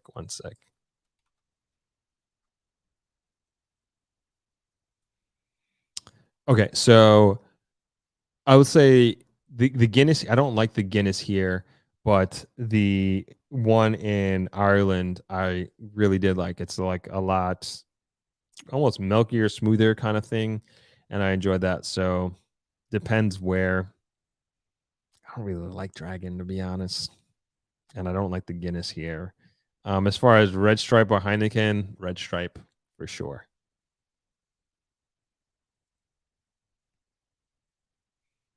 Red Stripe for sure. Okay, these are good questions. Chris, I'm seeing your questions here. Keep them coming. Do you have to be a citizen to trade, he asks, and no capital gains but transfer tax? Got it. Keep them coming. Um, more beer questions. Keep those coming too.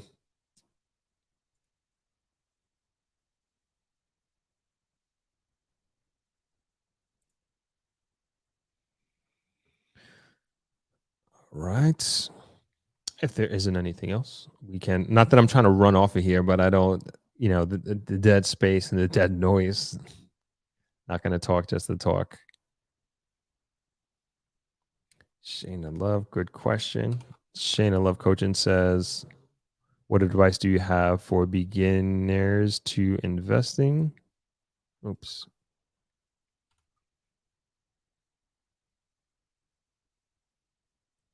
Sorry, just screenshotting these. Want to make sure we get them all. These are great questions. Okay, great.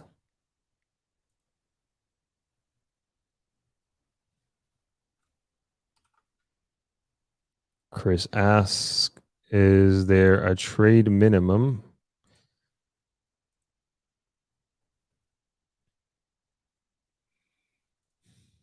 He says, getting to know you, getting to know all about you. No problem. Keep the questions coming. Yeah, I had to get rid of that bot really quick. All right, Chris BW says there is an investment channel recently launched in JA. Have you seen it's supposed to be 24-hour coverage? No. What's the name of the channel?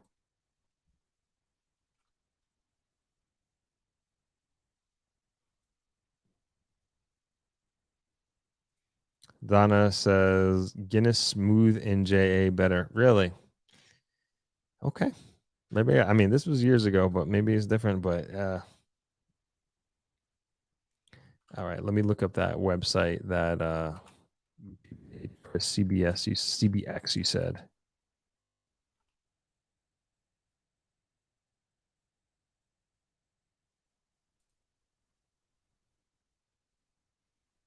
Official launch of Caribbean Business Exchange.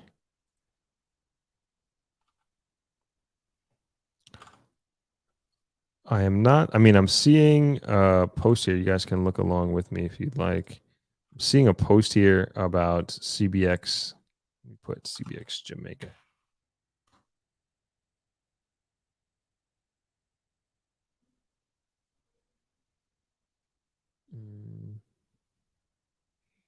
Oh, here's the U.S. travel warning. I guess I'll watch that later. But I'm not seeing the channel. I don't know if I'm looking at it wrong, Chris. This just seems to be the launch of Caribbean Business Exchange.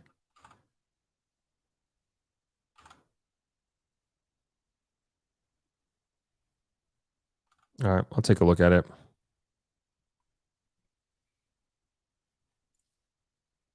I'm trying to manage the balance the beer talk and investing in Jamaica. King Dollar says mix and blend the Guinness with oats, condensed milk, nutmeg, and eggs. Drop. Just be careful; it's a baby making starter kit. Thank you. All right, I'll when I'm ready for that, I will take your concoction there and use it. Shane, I love coaching says King Naldo Guinness Scout is yummy. My mom used to make it. Yes, that's a launch, but it's only available from JA. Okay, I see.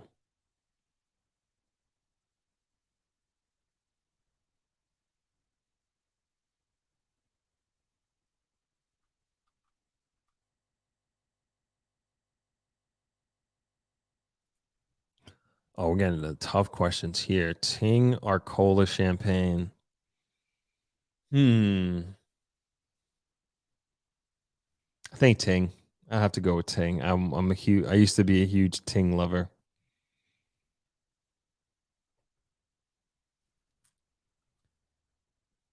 All right, Chris is asking, can you ask any data providers on firms listed in the exchange? Will do. Good question.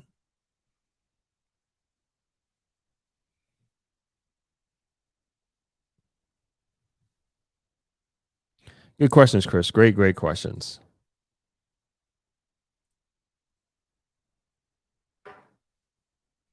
All right, let me know if you have any more.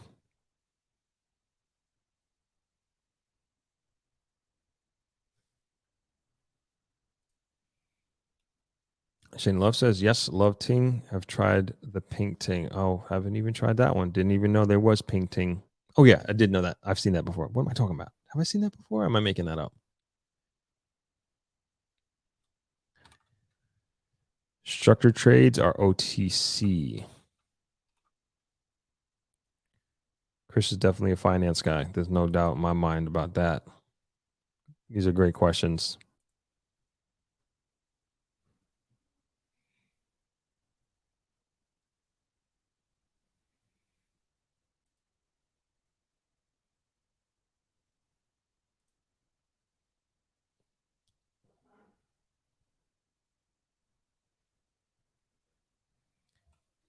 Chris is asking about derivative trading. Got it. Keep them coming. Keep them coming.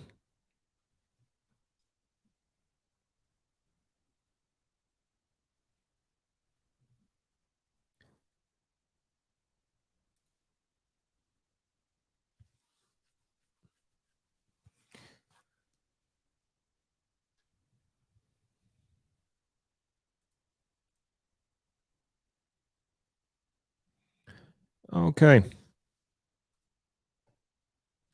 Got more of these personal questions. Oxtail curry goat. Damn, this is good. This is good. This is good. I mean, I feel like this is tough because like I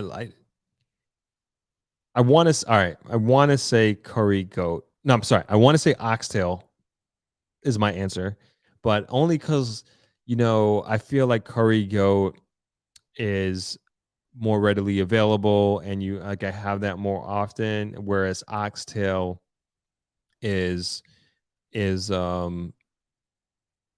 feel like oxtail is more rare. Like recently, and when I say rare, like I just don't see it available regularly lately. Um, around here, right? Am I? Is that true? Like, do people find that? And then when you have oxtail at say like a nice restaurant, a Jamaican restaurant, it's just the portions is just so small. So the only way to really get good oxtail and good portion is like at a cook shop or you make it at home. And unfortunately, I don't know how to make oxtail. I not a clue.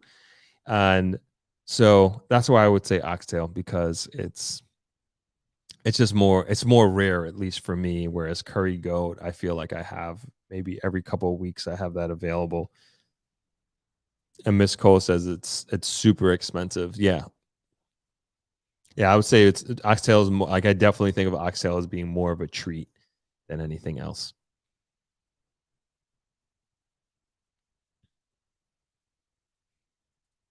Wendy says, thank you for doing this, Throp. I enjoy your show. You're welcome. I enjoy doing this. I definitely do enjoy doing this.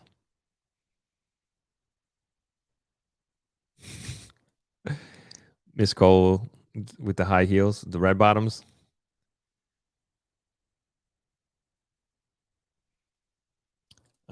King Nalo asked, when was the last time you had some really good rum punch? Damn, I don't remember. Like I haven't had. I had a really bad experience with white rum when I was like 17 or 18, and like ever since then, like I can't even smell the stuff, so I don't even touch it at all. So even with rum punch, it's like when I do drink, I'll have it if I have to, but definitely not my thing, not my liquor of choice at all since then. Just one of those things when you have I feel like you have like a traumatic drinking experience and then after that whatever did that to you is no longer even on the menu for you. So that's white rum for me. Underage drinking. Yeah. Yeah. It was in my backyard and it was co-signed by and that's actually my older brother. he was taking care of us. He had moved from England over to Long Island, and we had this party in our backyard. We had a Halo party, so this is how cool we were. So me and my friends set up these two tents in our backyard and set up not the flat screen TVs that we have today, but the big box TVs that you know. And Halo, we love playing Halo, which is a video game for those that don't know. It's a first person shooter. And what was so cool at the time, like we set up all, it was like like they called them LAN parties. I didn't even know that's what they were called. But we have a bunch of our friends come over, and you can have like, we had like a team of 8 people in one tent and a team of 8 people in another tent. And we stayed up all night playing Halo against each other and drinking um, Smirnoff and the white rum, which is so nasty. And I ended up falling asleep outside the tent, and that's where I slept for the night. And that's my first real drinking story. And no more white rum for me. Yeah, underage drinking, but it was sanctioned by adults. And yeah, I have Christy. I have an older brother in the UK. He lives there now, and hopefully, I can visit my niece and nephew there next year, early next year.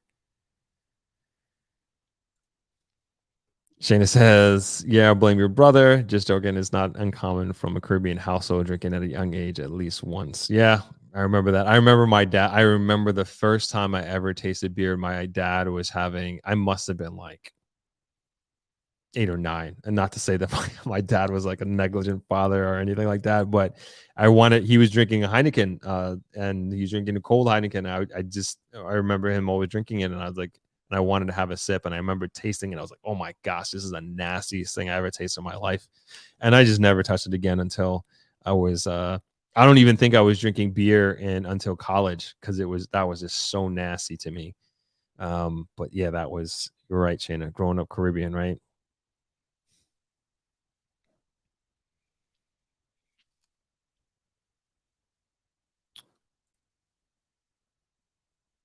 Brandy says reminds me of Long Island iced tea. Is that the rum punch reminds you of Long Island iced tea? Wendy? Miss Cole said, please, and nobody came here saying turkey neck or oxtail are the same. Good, good, good. Rumor that King Naldo says, rumors has it that our blessed oxtails just might be kangaroo tails. I don't know, but it's delicious. It is delicious indeed. Donna says you need to take out a second mortgage to make oxtail nowadays. Yep. Crazy expensive.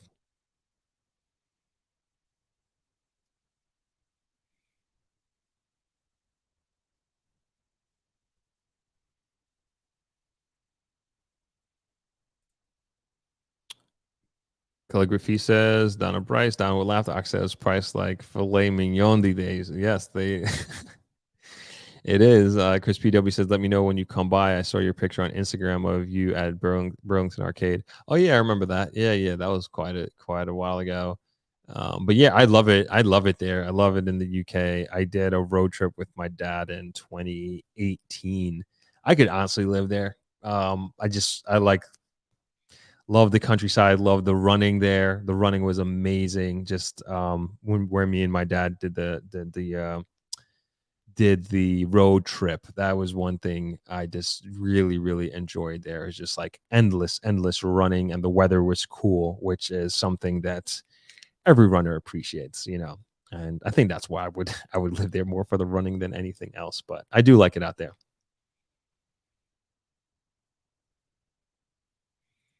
Ebony says, I drank rum as a girl, drove my mother's car into a tree. Is this confession hour? I hope the consequences weren't too bad there, Ebony. That's a funny story. And then Shayna says, listen, my mom used to give me white rum, honey, and lime to drink when I had congestion, and rub white rum on my chest. Yep, I got the same treatment from my grandmother. Same treatment. Crispy W says oxtail in the UK is cheap. Really interesting. You were 12 when that happened, Ebony? Oh, what? I thought you were like 17, 18. You were drunk driving at 12 and you hit a tree? Oh my gosh, that's got to be a record. Where was this? Was this in Jamaica? Jeez. Okay, Rukia Johnson says, will there be information about buying or investing in property in Jamaica for beginners like myself? Sorry if you answered this question. May have missed it. Nope, I will. So what I'm doing, Rukia, is I'm gonna take that question and make that as a question that I'm gonna ask the personal finance investor in our interview on Saturday morning. Shane Love Coaching says, we all got liquid courage in this chat. Who started the beer questions? This is a new live stream. Happy hour with Throp. Cheers. Maybe one day we'll do that, right? Everybody will have their, I don't know, drink of choice, and we can have some drinks after training for these marathons. No drinking while training. All right. So we got New York City Marathon November 6th, and then we have Reggae Marathon December 4th. After that, we can have a couple of drinks for celebration. Hinaldo says the Chinese carry out down street. Hold up, got to get rid of this bot. The Chinese carry out. Oh, another bot. What the heck?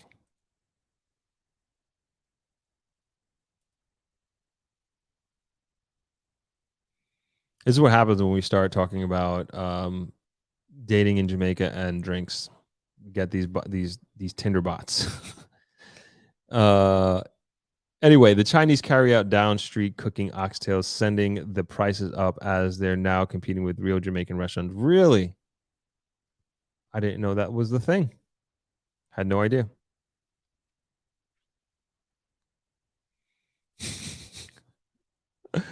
King Naldo, I think you should start a rum punch confession hour each week. These confessions are serious. Yeah, because everybody out there is anonymous, right? I'm the only one with my face and my name here telling real stories about myself. So yeah, you guys can put it all out there. Nobody's gonna come find you. Not all of you, obviously, but mostly everybody here is anonymous, and that's cool. That would be funny. Angela Forbes says every Jamaican household has a white rum because it used to be medicine, baking, and entertainment. Very true. Very, very true. Ebony X says we were living in the Cayman Island at the time. She told me to drive the car from the house, then told me to get out and walk back to the house. They were teaching us how to drive at a young age. That's cool. How does the rum fit into this? Or maybe your mom didn't know about the rum. That's funny. That's very, very funny. PV says, I'm not sure. You mentioned sale of land building in Spanish Town, which had to be demolished. People buying land property need to do due diligence. I think this is if Peter, if it's the same thing that you're talking about, was this a while ago? Like when I say a while ago, I want to say like a year ago, like this came up. Like quite a few, if not a year, quite a few months ago. Let me know if I'm thinking of the same story that you are. Shane Love says, Angela Forbes says, yes, white rum is multi-purpose. Calligraphy says, white rum with pimento in a bottle, granny's cure for everything. Remember those days.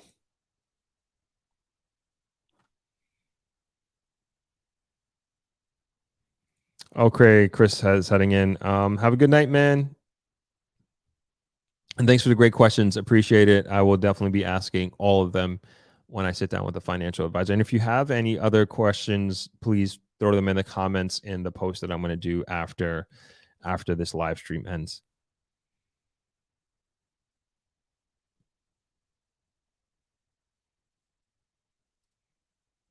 Oh, last week. Okay, no, I'm not sorry. Not familiar with the story. Not familiar with the story. Thank you, Ms. Cole.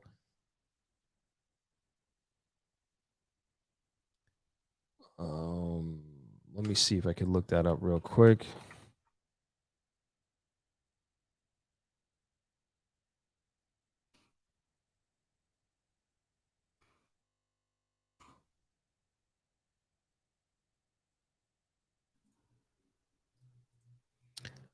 I'll also say, so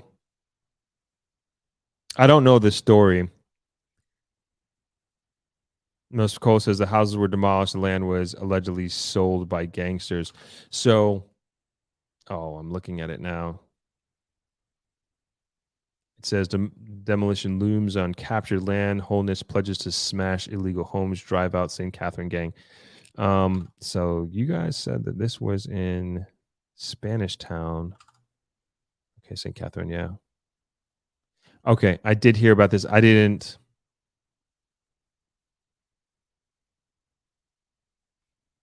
look into this. So this is October 6th. So I'm looking at it now.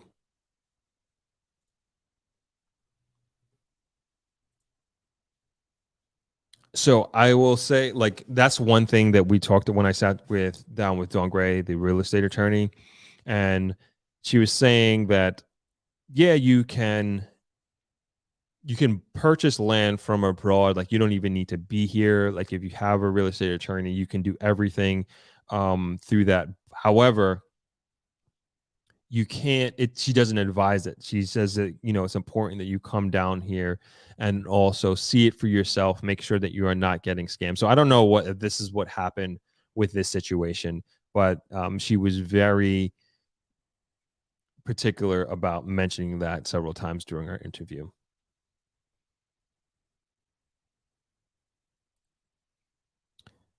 King Nall says, I thought the eviction of squatters was a few days ago in the Bernard Lodge area, where a massive development of new downtown and more than 20,000 homes in phases. Most of these people were scammed. Damn, that's crazy.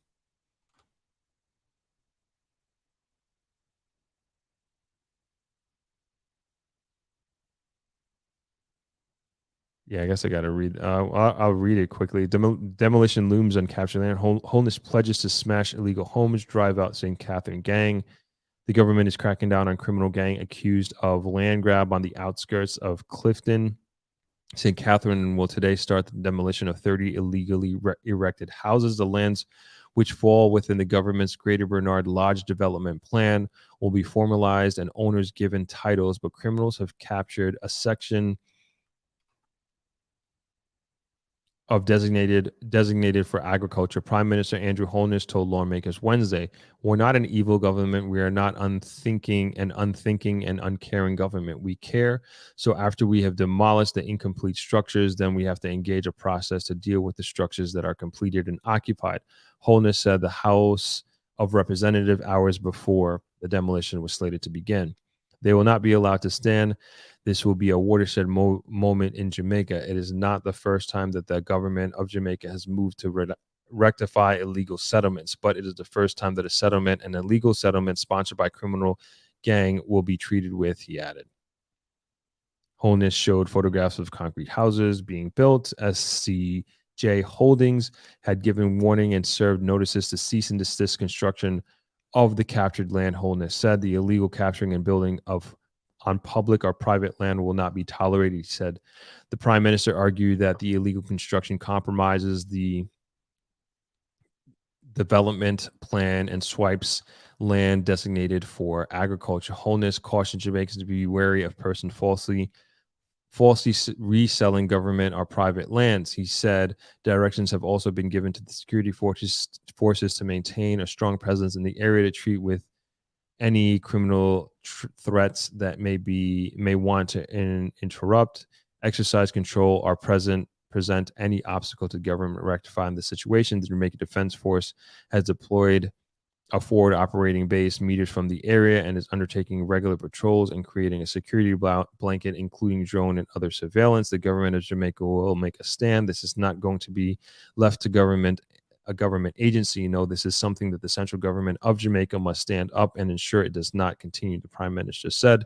Holness said the Clifton predated the development plan for the Greater Bernard Lodge area. However, the government, as far back as 2009 or even before, and across administrations, decided that the community should be regularized. He said the process of regularization was going with many informal settlers given letters of possession. SCGA Holdings Limited has already in hand in excess of 350 registered titles for lots in the Clifton community, and these will shortly be distributed to new owners, Holness said.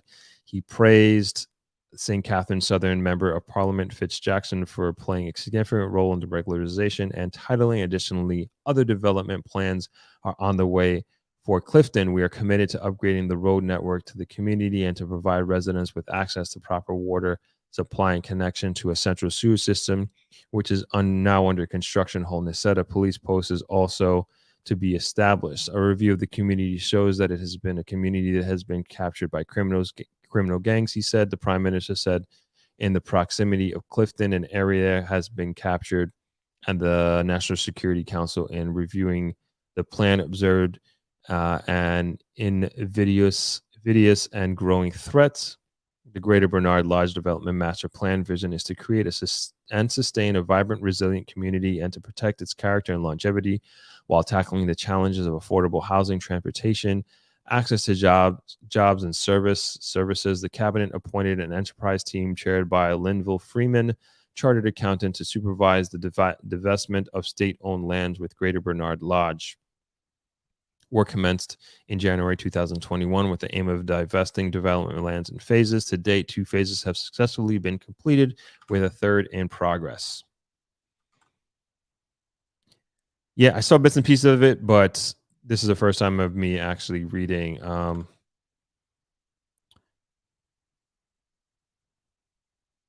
Pretty crazy stuff. You know, that's unfortunate that people got scammed. That's real unfortunate.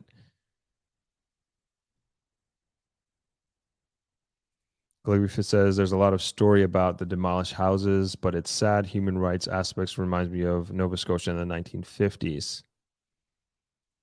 King Naldo says these folks paid thousands to gang members for plots of lands, and during the evictions, they learned that they got scammed. Man, that's terrible.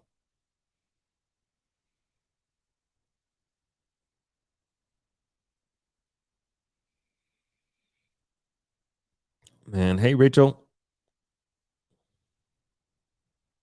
No, thanks for joining. Yeah, somebody said it was raining in New York. Sorry you got stuck in that weather, but very happy to see you here. I don't know if Mom is with you, but hello to Mom if she is there.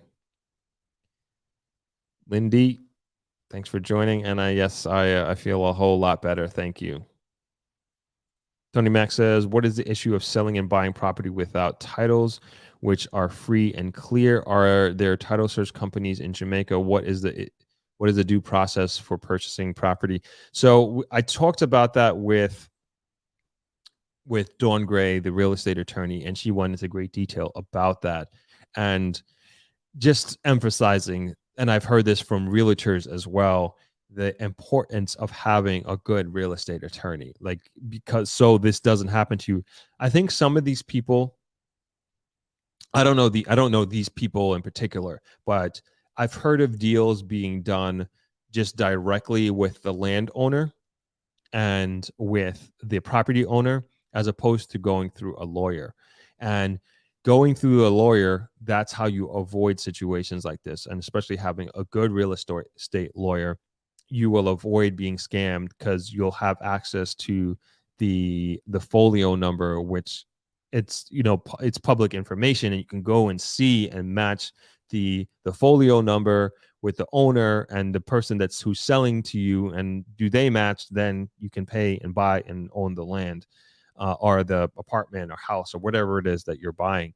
And this is how you avoid situations of this nature. Yeah, that's really unfortunate, and I feel sorry for those people who got caught up in that. And at least I learned about this today. Thank you for that, everybody, bringing that to my attention. Yeah, I'm going to be following up on this, and I hope that there is going to be some accountability at least, and I hope that's also part of the plan. it was alluded to in the article that they have to figure out the homes that have been fully erected and are being occupied by people that will need to be demolished, that they're going to be finding places for those people to live. But the people who sold them this land, what's going to happen to them?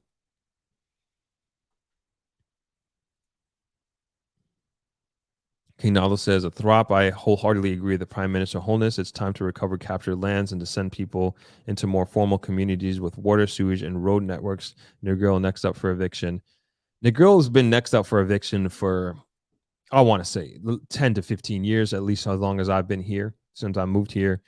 And I'm not sure what's happening with that. It was brought up earlier this year that was going to start happening, but I don't know where that is. And I agree too. It's so important for us to get to the next level and for us to become and reach our potential, not only here in the grill, but just Jamaica in general. Like we have to have this mindset that people need to be part of the formal community. And it's important that they have access to proper roads, lighting, sewage. Like we are, like everybody has a right to that. Everybody has a right to that. And it seems like the prime minister is moving in that direction. And I support that. I definitely support that. And again, I think people should be held accountable for these actions, especially. And I'm sure some people, it's their life savings that they put into the house. I'm sure.